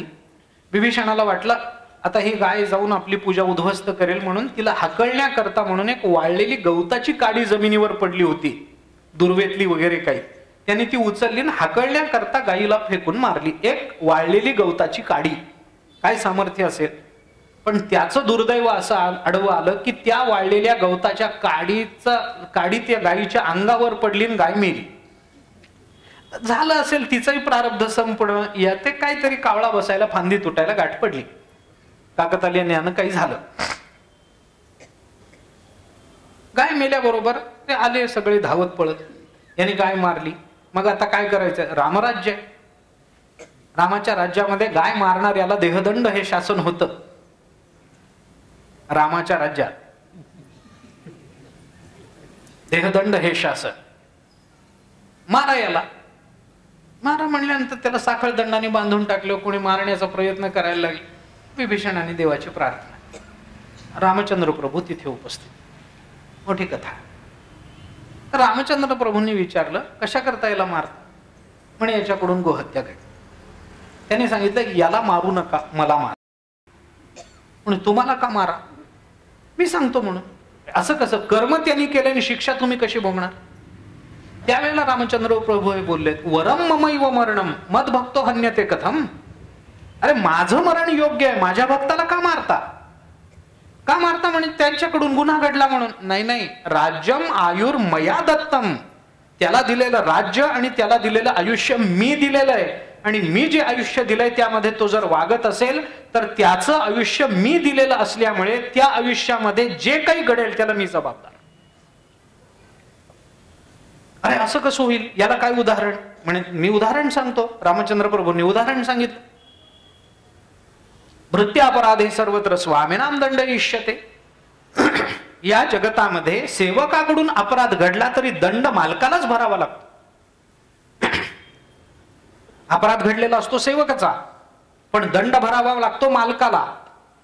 तसं योग्य मालकाच्या अंकित आम्ही झालो की आम्हाला कधी दंड भरावा लागत नाही, दंडाची भीती नसते. शरणागती हे एक साधन भक्तिशास्त्र असं सांगतं, जे सर्वोच्च साधन आहे. मानवी जीवनाच्या कल्याणाचा अत्यंत प्रशस्त मार्ग म्हणजे शरणागती आहे. जे भगवान गीतेच्या शेवटी बोलतात, सर्व धर्मान परित्यज्य माम एकम शरणम व्रज अहम त्वा सर्व पापेभ्यो मोक्षयिष्यामि मा शुचः. मा शुचः, शोक करू नकोस म्हणजेच भीती बाळगू नकोस. तुझ्या पापपुण्याला मी जबाबदार आहे. अहम त्वा सर्व पापेभ्यो मोक्षयिष्यामि, मी तुला सर्व पापातून मुक्त करीन. भीती बाळगू नकोस पापाची. मग काय करू? काही करू नको. सर्व धर्मान परित्यज्य माम एकम शरणम व्रज. व्रज धातू गत्यर्थ आहे. मला एकट्याला शरण जा. व्रज शरण जा. अरे शरण ये म्हणायला पाहिजे होतं ना, मी तिथंच आहे. तमेव शरणम गच्छ सर्व भावेन भारत इथं मान्य आहे. त्याला शरण जा असं म्हण. पण त्याला म्हणजे कुणाला? मलाच. माम म्हटलंय ना, माम एकम, मला एकट्याला शरण जा म्हणावं का शरण ये म्हणावं? शरण ये म्हणावं, पण व्रज हा धातू तसं सांगतो. त्याला एकट्याला शरण जा, मला एकट्याला शरण जा असं भगवान बोलतात. ते त्याचे काय असतील ते असू देत. आता मी त्याचा विचार करत नाही. काय प्रपन्नता आणि शरणागती हे दोन्ही शब्द ज्या वेळेला एकत्रित येतात त्यावेळेला त्या दोन्ही शब्दाच्या भावछटा वेगळ्या कराव्या लागतात. अर्थसंगती करता.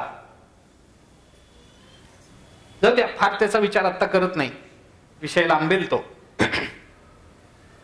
शरणागती ही एक भावना आहे. भगवंताला आम्ही शरण गेलो, आता आम्हाला कोणालाही घाबरण्याचं कारण नाही आहे. कारण का? कारण त्यालाच सगळे घाबरतात, आम्ही त्याचे झालो. आता कोणाला घाबरण्याचं कारण नाही. त्याला सगळे घाबरतात. उपनिषद काय बोलतं वाचा ना आपण. भयात अग्निस्तपती भयात तपती सूर्य भयात इंद्रश्च वायुश्च मृत्युर्धावती पंचमा. कठोपनिषदात, तैत्तिरीय उपनिषदात आला. सगळाच विचार सांगण्याचं कारण नाहीये. मी कशा करता सांगतो ते लक्षात घ्या. त्याच्या भयानं सूर्य प्रकाशित होतो, त्याच्या भयानं अग्नी प्रज्वलित होतो, त्याच्या भयानं इंद्र कार्य करतो. नाही, मृत्युर्धावती पंचमहा, मृत्यू सुद्धा त्याच्या भयानं धावतो. मग हे सगळे जर त्याला घाबरतात, भयात भयात भयात, हे जर त्याच्या संबंधानं असेल आणि आम्ही जर त्याचे झालो, तर आता आम्हाला कोणाचं भय आहे? आम्ही आता त्याचे झालो ना, तेव्हा आमचं सगळं तुला समर्पण. आणि त्याच्याशिवाय असं आहे, शरणागती ही भगवंताशिवाय अन्यांची होऊच शकत नाही. हे मंत्र्यांना वगैरे शरण जाणं नसतं हो, त्यांच्याकडून काम करून घेणं असतं. ती शरणागती नसते, भगवंताची शरणागती आहे.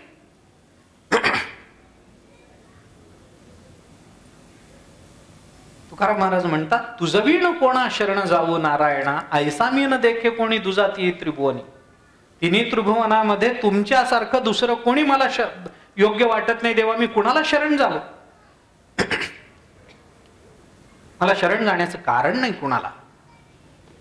म्हणून शरण जावे सर्व भावे, देवासी तो हा उतरील पार भवदुस्तर नदीचा.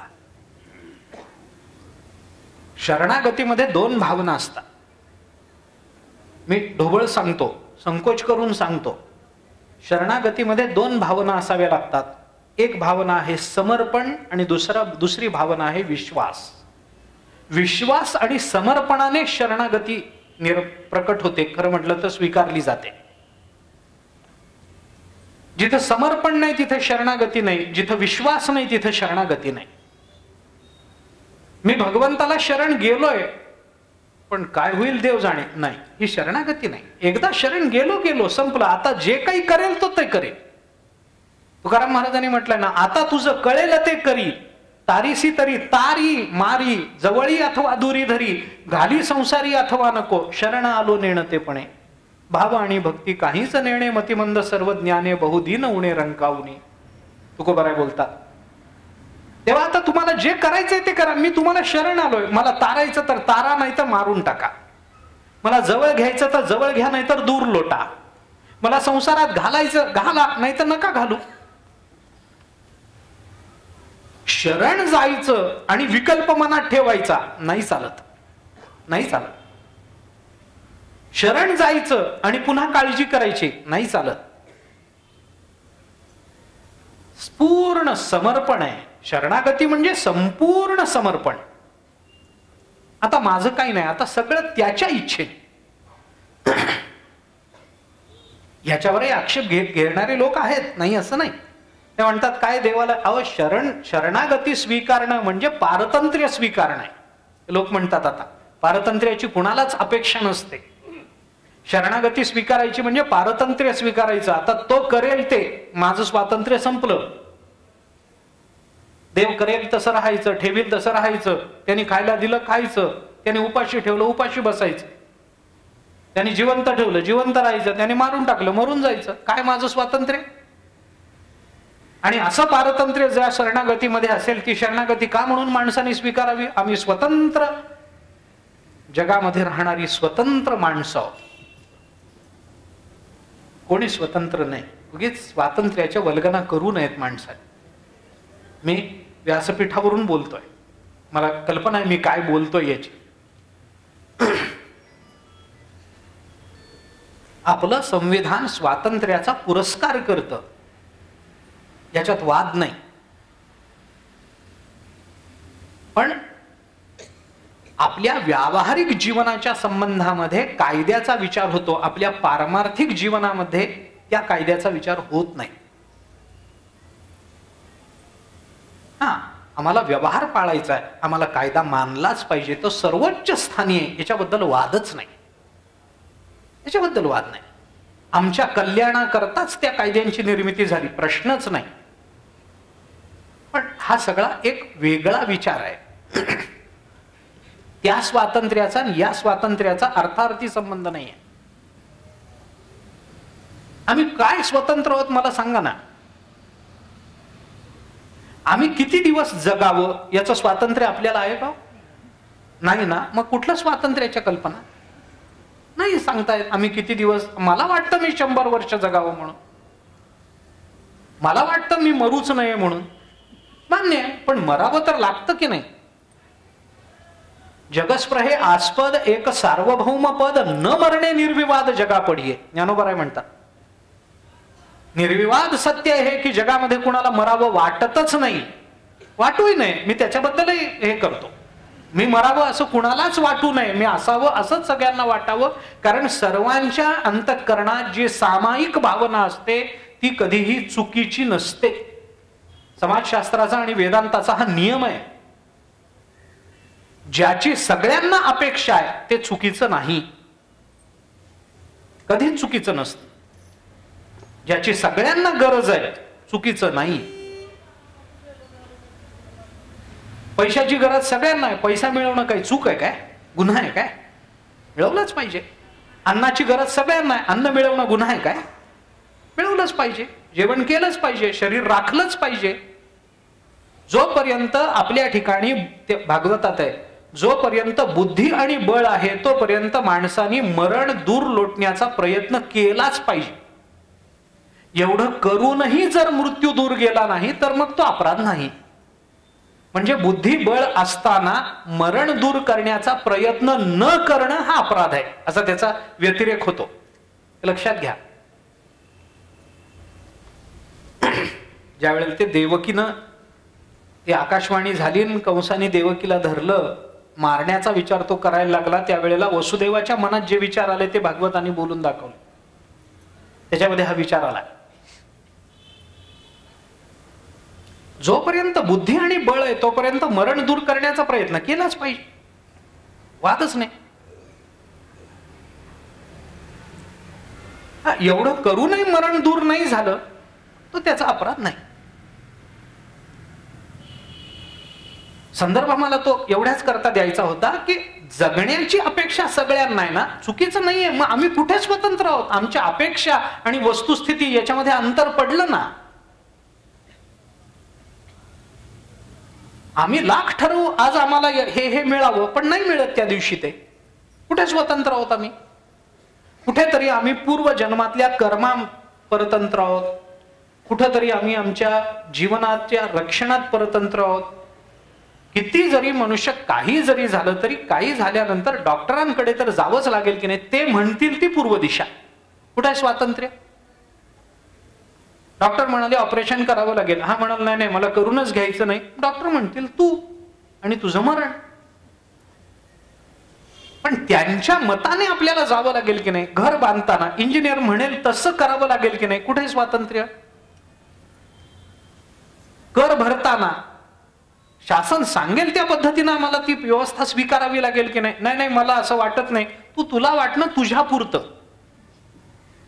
नियमात हे बसतं, हे केलं पाहिजे, आम्ही त्याच्याबद्दल तक्रार करून नाही चालत.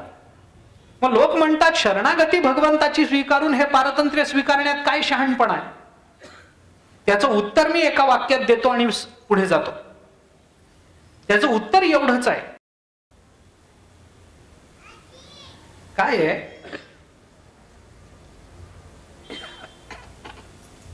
संसारात स्वैराचार नावाने जे स्वातंत्र्य सिद्ध झालेलं आहे, ऐका, सांसारिक स्वातंत्र्यापेक्षा पारमार्थिक पारतंत्र्य हे आपल्याला अधिक आनंद देणार आहे, हे लक्षात ठेवलं पाहिजे. सांसारिक स्वातंत्र्य तेवढं समाधान देत नाही जेवढं पारमार्थिक पारतंत्र्य समाधान देत. पटणार नाही माझं विधान कदाचित, पण भगवंताला सर्व समर्पण करणाऱ्यांना किती दुःख भोगावी लागली, आणि संसाराचं स्वातंत्र्य स्वीकारून आम्हाला किती वेळेला आनंद भोगता आला, याची तुलना करून पाहता येते ना आपल्याला. सगळं समर्पण केलं, आता आम्हाला चिंता करण्याचं कारण नाही, आता चिंता नाही. ज्ञानोबारांनी म्हटलंय, तयाच्या कुळीची चिंता झाली ईश्वराची पतिव्रता. काय शब्द वापरले ज्ञानोबारांनी. अशा भगवत भक्ताच्या कुळाची चिंता ही आता त्याची राहिली नाही, ती भगवंताची पतिव्रता झाली. काय भावना बोलून दाखवली आपण विचार करा जरा. शांत चित्तानं कधीतरी या संकल्पनेचा विचार करून बघा घरी गेल्या. ईश्वराची पतिव्रता होणं म्हणजे काय? आता त्याच्या कुळाची चिंता त्याच्या नाही, भगवंताला त्याची चिंता. आमच्या चिंता आम्ही करतोच, आमच्याच काय, आम्ही आमच्या सगळ्या चिंता, मुलाची चिंता आपणच.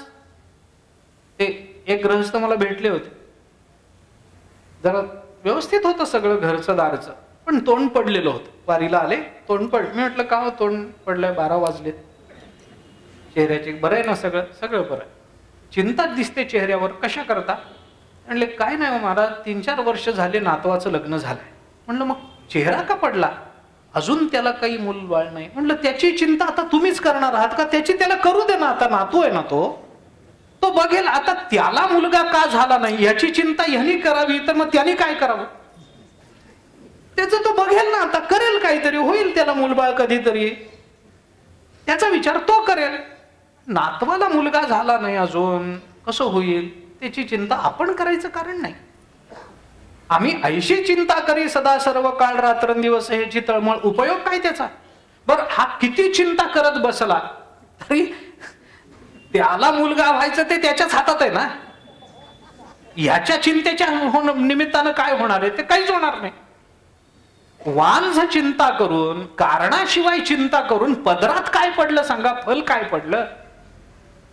काही नाही. चिंता करून फक्त बीपी वाढतं, याच्या पलीकडे काही फळ नाही. याला काय उपयोग आहे त्याचा?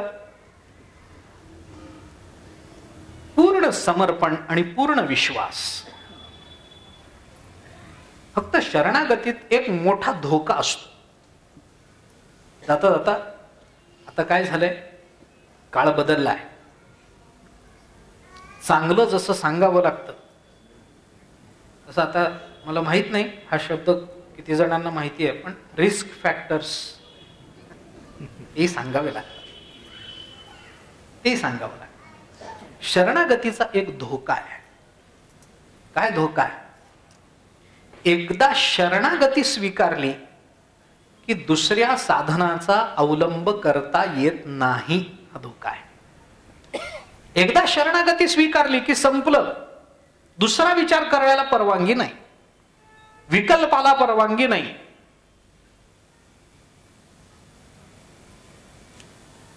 समतुल्यतेला परवानगी नाही. हा, ज्ञानशास्त्राने निघाला, कठीण वाटलं, नाही भक्तिशास्त्र बरं आहे, ज्ञानशास्त्र सोडून भक्तिशास्त्र स्वीकारलं, मान्य आहे. पण एकदा शरणागती स्वीकारली, आता इथून पुन्हा योगशास्त्र आता नाही. भगवंताची इच्छा असेल तर योग घडेल, भगवंताची इच्छा असेल ज्ञान होईल, भगवंताची इच्छा असेल सत्कर्म घडेल, भगवंताची इच्छा असेल जिवंत राहील, भगवंताची इच्छा असेल जेवण करेल. काही आपल्या हातात नाही. पुढं सगळी सूत्र हातातून सुटून जातात. याचं भय असतं. अहो आपण शरण गेलो, जर जेवायलाच मिळालं नाही तर जाऊ नये. अशा लोकांनी शरण जाऊ नये. एकदा त्यांच्याकडे जायचं ठरलं, आता विकल्प नाही. No alternative. दुसरा काही मार्ग नाही. कारण दुसरा मार्ग, शरणागती स्वीकारून दुसरा मार्ग स्वीकारला की शरणागती संपते. ते रामायणामध्ये ज्या वेळेला सीता शोधना करता मारुतीराय गेले आणि अशोकवनामध्ये सीता मातोश्रींचा शोध लागला, त्यानंतर त्यांच्याच आज्ञेने मारुतीरायाने ते सगळं वन उद्ध्वस्त केलं. आपल्याला सगळ्यांना माहिती आहे. रावणाचं सैन्य आलं, मारण्याचा प्रयत्न झाला, पकडण्याचा प्रयत्न झाला, ते काही हाताला लागले नाहीत. शेवटी इंद्रजित आला आणि इंद्रजिताने ब्रह्मास्त्र सोडलं आणि मारुतीराय ब्रह्मास्त्राने बद्ध झाले. हे वर्णन आपण ऐकतो.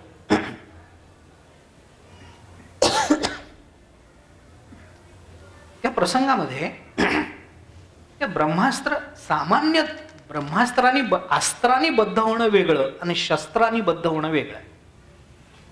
त्याच्यामध्ये काही फरक केले युद्धशास्त्रामध्ये, भारतीय युद्धशास्त्रामध्ये. महाभारतात त्याचा विचार आहे थोडासा.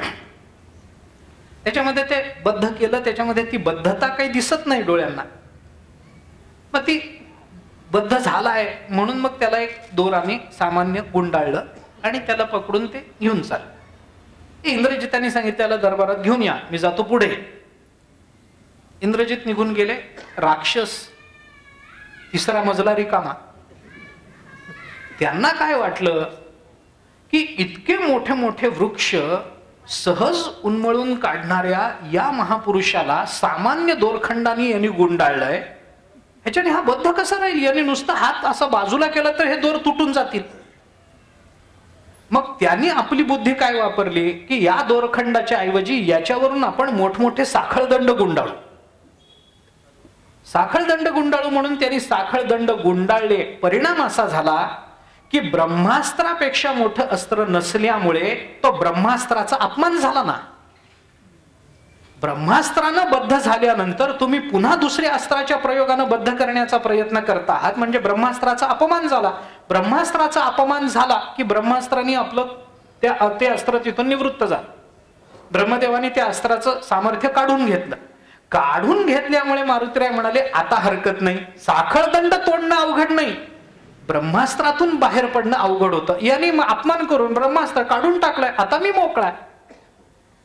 मग त्याने पुढे काय केलं, करायचं ते केलं. मी कशा करता सांगतो, तसं शरणागती ही ब्रह्मास्त्रासारखी आहे.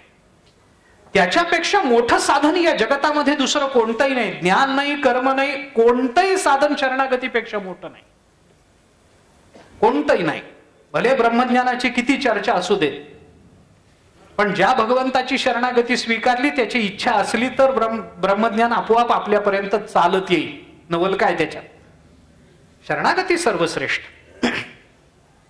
पण ती शरणागती स्वीकारून जर पुन्हा आपण अन्य साधनांच्या नादाला लागलो, शरणागतीचा तो अपमान होतो. एकदा आपण त्याला समर्पित झालो, आता ना काळाचं भय आहे, ना आता उपजीविकेचं भय आहे, ना रक्षणाचं भय आहे, ना प्राप्तीचं भय आहे, कशाचंही भय नाही. ना योगाचं भय, ना क्षेमाचं भय. तुकाराम महाराजांचा सर्वांना परिचित असणारा अभंग जर सांगायचा झाला तर, घालोनिया भार राहिलो निश्चिंती, निरविले संती विठोबासी. घालोनिया भार राहिलो निश्चिंती, त्याच्यावर सगळा भार घालून मोकळा राहिलो, निश्चिंत झालो. आता चिंता नाही, आता भय नाही अंतःकरणामध्ये. तुका म्हणे घालू तयावरी भार, वाहू हा संसार देवा पायी. बस संपलं. आम्हाला चिंता नाही. आता तो सांभाळेल, आता तो करेल. त्या शरणागतीचे अर्थ काय करायचे, शरणागती म्हणजे काय याचा विचार त्या तपशिलात मी आता जात नाहीये. एक छोटासा दृष्टांत देऊन संपवेन. शरणागतीमध्ये पूर्ण समर्पण लागतं, पूर्ण विश्वास लागतो. विश्वासाला तडा गेला, विश्वासाबद्दल मनामध्ये किंतु निर्माण झाला, तो शरणागतीचा अपमान ठरतो. मगाशी म्हटलं ना, मी शरण गेलोय पण काय होईल देव जाणे. मग नाही, मग नाही, आता तो करेल ते. कारण आता तो जे करेल ते आपल्या कल्याणाचंच करेल हा विश्वासच पाहिजे. भले त्यांनी आमच्या मनाच्या विरुद्ध करू दे, पण आमच्या मनाच्या विरुद्ध होणं सुद्धा आमच्या कल्याणाचंच असतं हा विश्वास जोपर्यंत निर्माण होत नाही तोपर्यंत शरणागती नाही. प्रतिकूलता सुद्धा, त्याने निर्माण केलेली प्रतिकूलता सुद्धा आमच्या अनुकूलतेकरता असते हे लक्षात घेतलं पाहिजे. पण अर्थात हे फक्त भगवंताच्या बाबतीत आहे. मी बाकी व्यावहारिक शरणागतीचा विचार मांडतच नाहीये, कारण शरणागती हा शब्द मुळात प्रपंचाकरता निर्माण झालेलाच नाहीये.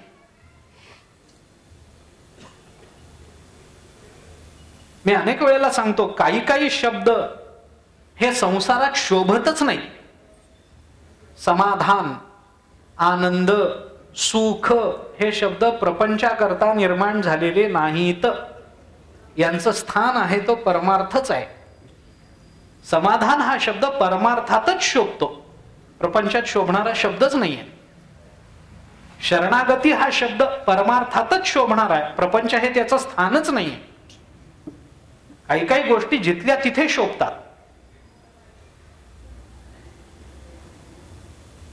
ते वाघिणीचं दूध कोणत्याही पात्रात टिकत नाही म्हणतात. स्टीलच्या पात्रामध्ये वाघिणीचं दूध टिकत, त्या दुधामध्ये इतकी ताकद असते म्हणे की त्या पात्राला छिद्र पाडून खालून गळून जातं म्हणे ते दूध. असं म्हणताना प्रयोग केलेले नाहीत. आम्ही ऐक्यू सांगतो आपल्याला. त्या वाघिणीचं दूध जर इतर कोणत्या पात्रामध्ये काढलं तर ते टिकत नाही म्हणे. त्याच्याकरता सोन्याचंच पात्र लागतं, त्या पात्रातच ते दूध टिकतं म्हणे. तसं समाधान, आनंद, सुख, शरणागती हे शब्द या परमार्थाच्या पात्रातच टिकतात. इतर पात्रांमध्ये ते शोभून दिसत नाहीत. कधी छिद्र पाडून निघून जातील सांगता येत नाही. म्हणून आज सुखी आहे म्हणणारा माणूस उद्या मी दुःखी आहे असं म्हणतोच. सुखस्य अनंतरम दुःखम, दुःखस्य अनंतरम सुखम, पर्यायणोपसर्पंते नरम मे मराईव. बस असंच चालू आहे. त्यामुळे त्या सुखाला सुख म्हणणं हे सुद्धा कदाचित त्या सुखाचा अपमान होऊ शकतो. शांती हा शब्द परमार्थातच योग्य आहे. काय प्रपंचामध्ये आपल्याला शांती मिळणार आहे सांगा? वाटतं, पण ती शांती खरी नाही. सत्य आहे.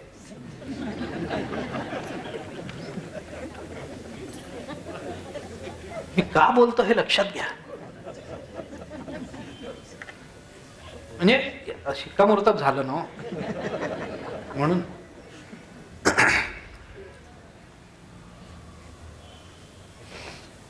पूर्ण समर्पण, पूर्ण विश्वास झालं. असं एक राजा परदेशाला निघाला होता. परराज्यात त्याला काही कारणाने जाणं होतं. समुद्र होता मध्ये, जहाजातून जायचं. राजा प्रवासाला निघाला. बरोबर त्याचे सरदार आहेत, राणी आहे, घर सगळं आहे. तो असं निघणार तेवढ्यात एक महात्मा संन्यस्त राजाकडे गेला आणि त्याला राजाला त्यांनी विनंती केली की आपण अमक्या अमक्या राज्यात, परराज्यात, परदेशात चालला आहात असं मला कळालंय. मलाही तिकडे जायचं आहे, तर आपण जर परवानगी दिली तर आपल्या जहाजात मी येईल. माझं एकट्याचं ओझं काही होणार नाही. मलाही तिकडेच जायचं आहे, आपण आपल्या बरोबर मला न्यावं. राजा म्हणाला ठीक आहे चला. राजाने विचार केला होईल सत्संग आपल्याला. महात्माचा आहे, पैसे नाहीत जवळ, काही नाही. येतो म्हणतो, येऊ दे. राजाने सांगितलं ठीक आहे चला. त्या महात्म्याला घेऊन तो राजा निघाला. ऐन समुद्राच्या मध्यात जेव्हा त्यांचं जहाज आलं त्यावेळेला दुर्दैवाने काही वादळ निर्माण झालं समुद्रामध्ये. मोठ्या मोठ्या लाटा यायला लागल्या, जहाजावर आदळायला लागल्या. जहाजामध्ये असणारे सगळेच एकदम चिंताग्रस्त झाले. काय होईल कळेना. ते जहाज हेलकावे खायला लागलं. कधी बुडेल कधी पडेल काही सांगता येईना. ऐन समुद्राच्या मध्यात असल्यामुळे वाचण्याची शक्यता नाही असं सगळ्यांना जाणवायला लागलं. राजाही सचिंत झाला, राणी सचिंत झाली. काय करावं कळेना. राजा समुद्राकडे बघत उभा आहे. मोठ्या मोठ्या लाटा येत आहेत, ते जहाजावर आदळत आहेत, त्याच्याने हानी होते हे कळत होतं. राजाच्या बाजूलाच तो महात्मा होता. राजाने महात्म्याकडे बघितलं तर महात्म्याच्या चेहऱ्यावर यत्किंचित चिंता नाही, यत्किंचित काळजी नाही. एकदम स्थिर चित्तानं शांत नजरेनं तो त्या समुद्राकडे पाहतोय. राजाला आश्चर्य वाटलं. अरे संन्यस्त झाला म्हणून काय झालं, कुठे ना कुठेतरी आपल्या मरणाची चिंता तरी मनाच्या कोपऱ्यात कुठेतरी राहील की नाही. याच्या चेहऱ्यावर चिंता नाही. राजाला आश्चर्य वाटलं. राजाने त्याला विचारलं, एवढ्या मोठ्या लाटा येत आहेत, आम्हाला मरणाची भीती वाटते, कधीही जहाज फुटू शकतं, आपण कधी रसातळाला जाऊ शकतो, तुम्हाला भीती नाही वाटत? महात्मा हसला. तो म्हणाला नाही वाटत. राजा म्हणाला अशी कशी नाही वाटत, भीती वाटत नाही म्हणजे काय, वाटली पाहिजे. म्हणाला आता वाटत नाही त्याला मी काय करू, नाही वाटत मला भीती. म्हणे का नाही वाटत, आता याला कसं सांगावं. आनंदम ब्रह्मणो विद्वान न विभेती कुतश्चन, हे राजाला कसं सांगावं. राजा म्हण कसं अशी कशी भीती नाही वाटत, आम्हाला वाटते तुम्हाला वाटत नाही म्हणजे. अहो युद्धामध्ये रोज माणसं मरतात, मी माझ्या डोळ्यांनी बघितलंय, तरी मला भीती वाटते आणि तुम्हाला वाटत नाही. नाही वाटत, अशी कशी नाही वाटत. शेवटी त्या महात्म्याने काय केलं, तो म्हणाला राजसाहेब तुमच्या कमरेला तलवार आहे का? आहे, काढा बरं. राजा म्हणाला तलवारीने वादळ दूर होत नाही. तो म्हणाला वादळावर तलवार नाही चालत, तलवार काढा. काढा, काढली. म्हणे धारदार आहे, धारदार आहे. त्यांनी सांगितलं एक काम करा, ही नागवी तलवार राणीच्या मानेवर ठेवा. राजा म्हणाले ठीक आहे. त्यांनी ती तलवार राणीच्या मानेवर ठेवली. वादळ आहे, जहाज हेलकावे खात आहे, त्याच्यामध्ये राजाचा हात नुसता हल्ला तरी राणीची मान कापली जाणार आहे. राणीच्या मानेवर तलवार ठेवा. राजाने ठेवली. त्या महात्म्याने राणीला विचारलं, म्हणे आई साहेब एवढं मोठं वादळ आहे, जहाज हेलकावे खात आहे, राजाने नागवी तलवार तुमच्या मानेवर ठेवलेली आहे, त्याचा नुसता हात हल्ला तरी तुम्ही मरणार आहात, तुम्हाला भीती वाटते, भय आहे? राणी म्हणाली नाही हो, भीती नाही वाटत मला. महात्म्याने विचारलं का नाही वाटत? भीती वाटण्याची सगळी कारण परंपरा आहे ना. जहाज हलत आहे, तलवार नागवी आहे, ती धारदार आहे, हात हालण्याची शक्यता आहे, सगळं आहे, तुम्हाला भीती का नाही वाटत?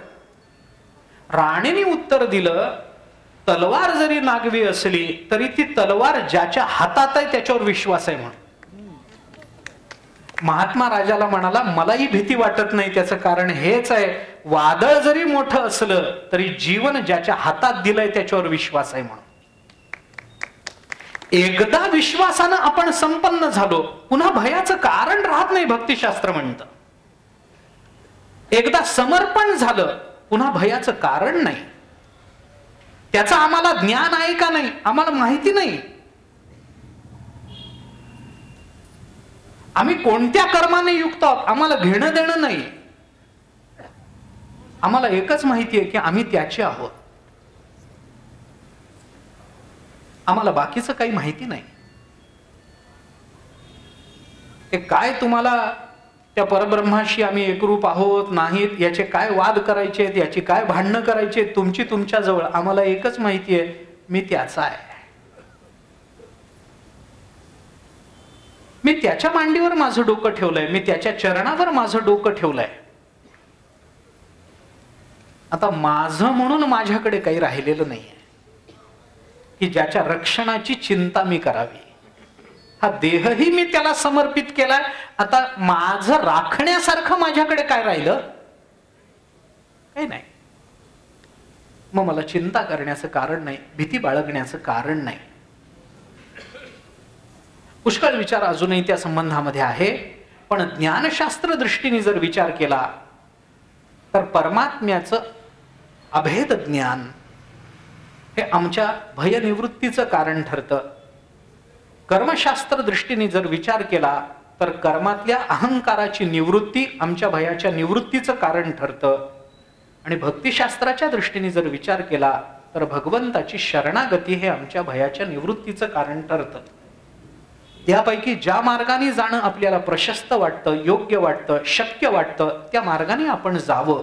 पण निर्भयता प्राप्त करून घेतली पाहिजे. आपण निर्भय असावं, कुणाला घाबरण्याचं कारण नाही. तरी समारोपामध्ये एवढं बोलेन की निर्भय होणं याचा अर्थ निष्काळजी होणं असा होत नाही. म्हणजे याचा गैरवापर होऊ नये या चिंतनाचा. आता आम्ही प्रवचनात ऐकून आलोय कुणालाही घाबरायचं कारण नाही, मग काढून टाका मास्क, चालत नाही. हे तत्व, हे प्रवचनाचं सार नाही. निष्काळजी होणं हे मान्य नाही आहे. निर्भय होणं मान्य आहे, निष्काळजी होणं मान्य नाही. निर्भय असावं, आत्मज्ञानानं निर्भय असावं, शरणागतीनं निर्भय असावं. आम्ही त्याला शरण गेलो म्हणजे त्याच्याबरोबर आता कसंही वागावं असं चालत नाही. असं नाही चालत.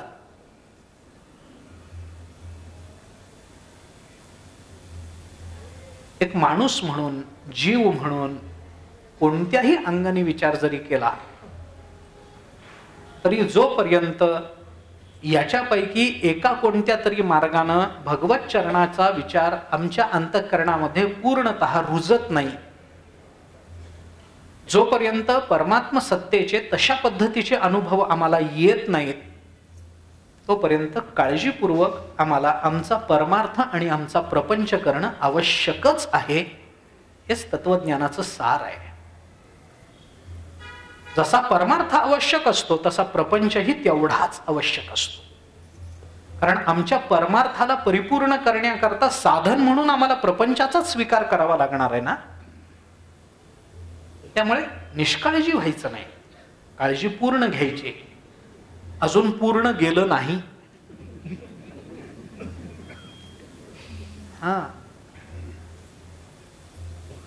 मी काही संशोधक नाही, त्या क्षेत्रातल्या ज्ञाताही नाही. जे काही वर्तमानपत्रामध्ये किंवा त्या क्षेत्रातल्या तज्ञांकडून आपण जे ऐकलेलं असतं त्याच आधारावर सांगतो.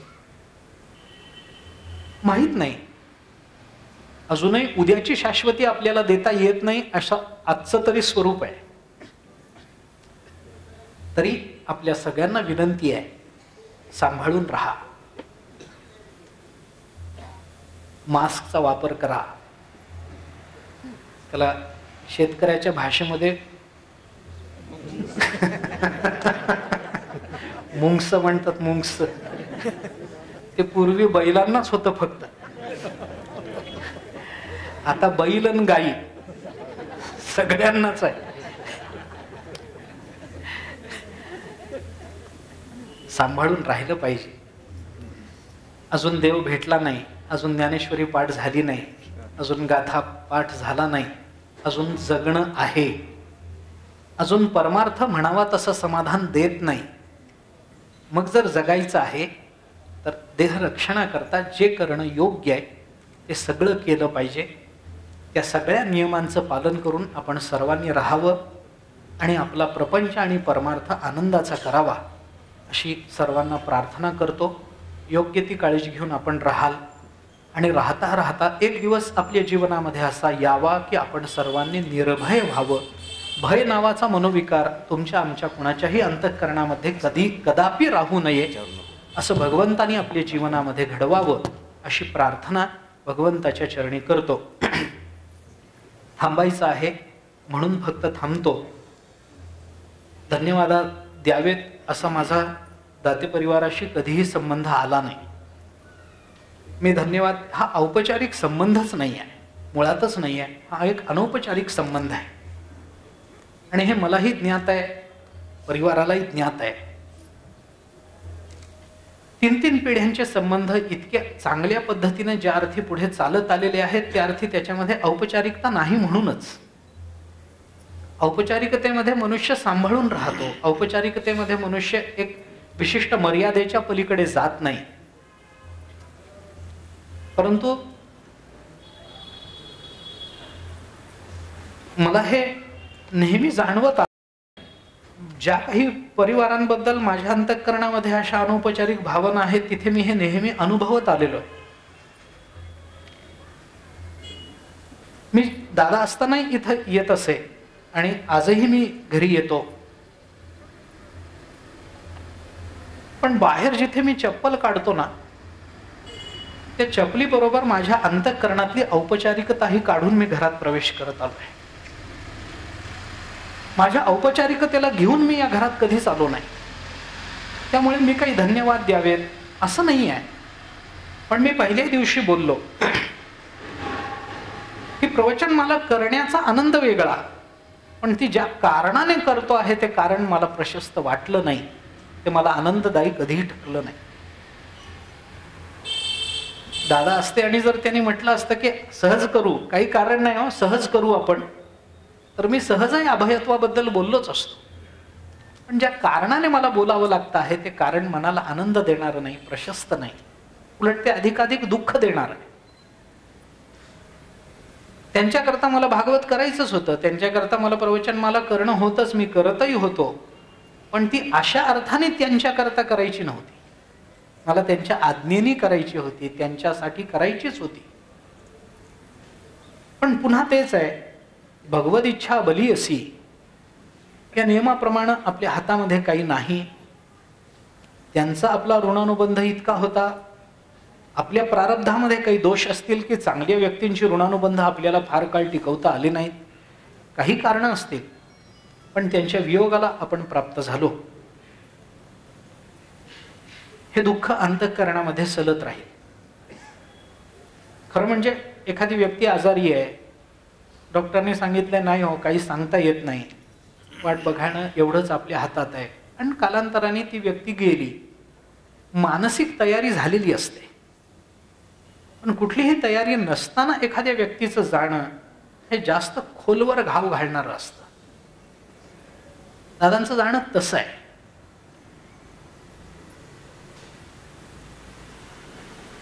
माझ्या वडिलांच्या निधनानंतर ज्या काही व्यक्तींनी माझ्या वडिलांच्या जागी राहून मला आधार दिला किंवा ज्यांच्याकडे बघितल्यानंतर वडिलांच्या वियोगाचं दुःख हलकं वाटावं अशी जी व्यक्तिमत्व होती त्याच्यामध्ये दादा होते.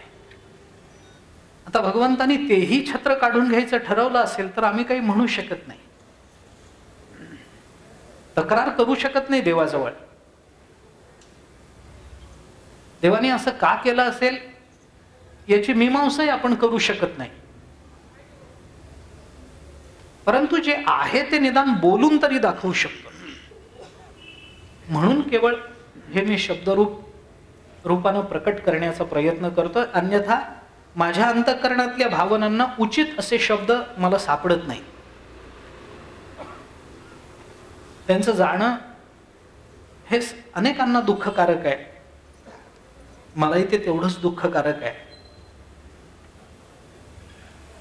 खरं म्हणजे या कारणाकरता मला यावं असं प्रशस्त वाटलंच नाही. पण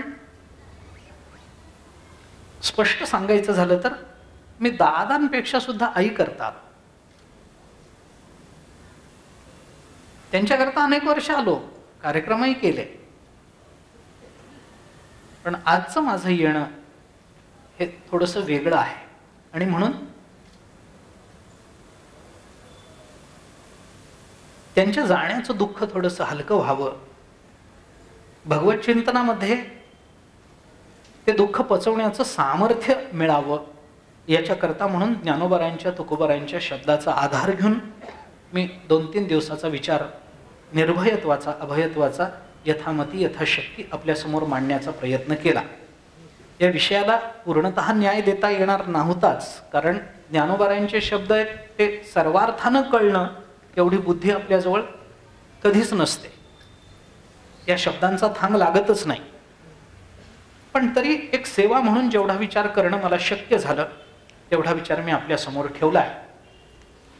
भगवंताच्या चरणी प्रार्थना केलीच आहे की आमच्या पारमार्थिक साधनेला कधीतरी पूर्णत्व प्राप्त व्हावं आणि असं निर्भयत्व जे ज्ञानोबारायांनी मांडलेलं आहे तसं आमच्या जीवनामध्ये आज ना उद्या, या जन्मी ना पुढच्या जन्मी, पण कधी ना कधीतरी ते प्राप्त व्हावं अशी भगवंताच्या चरणी प्रार्थना आहे.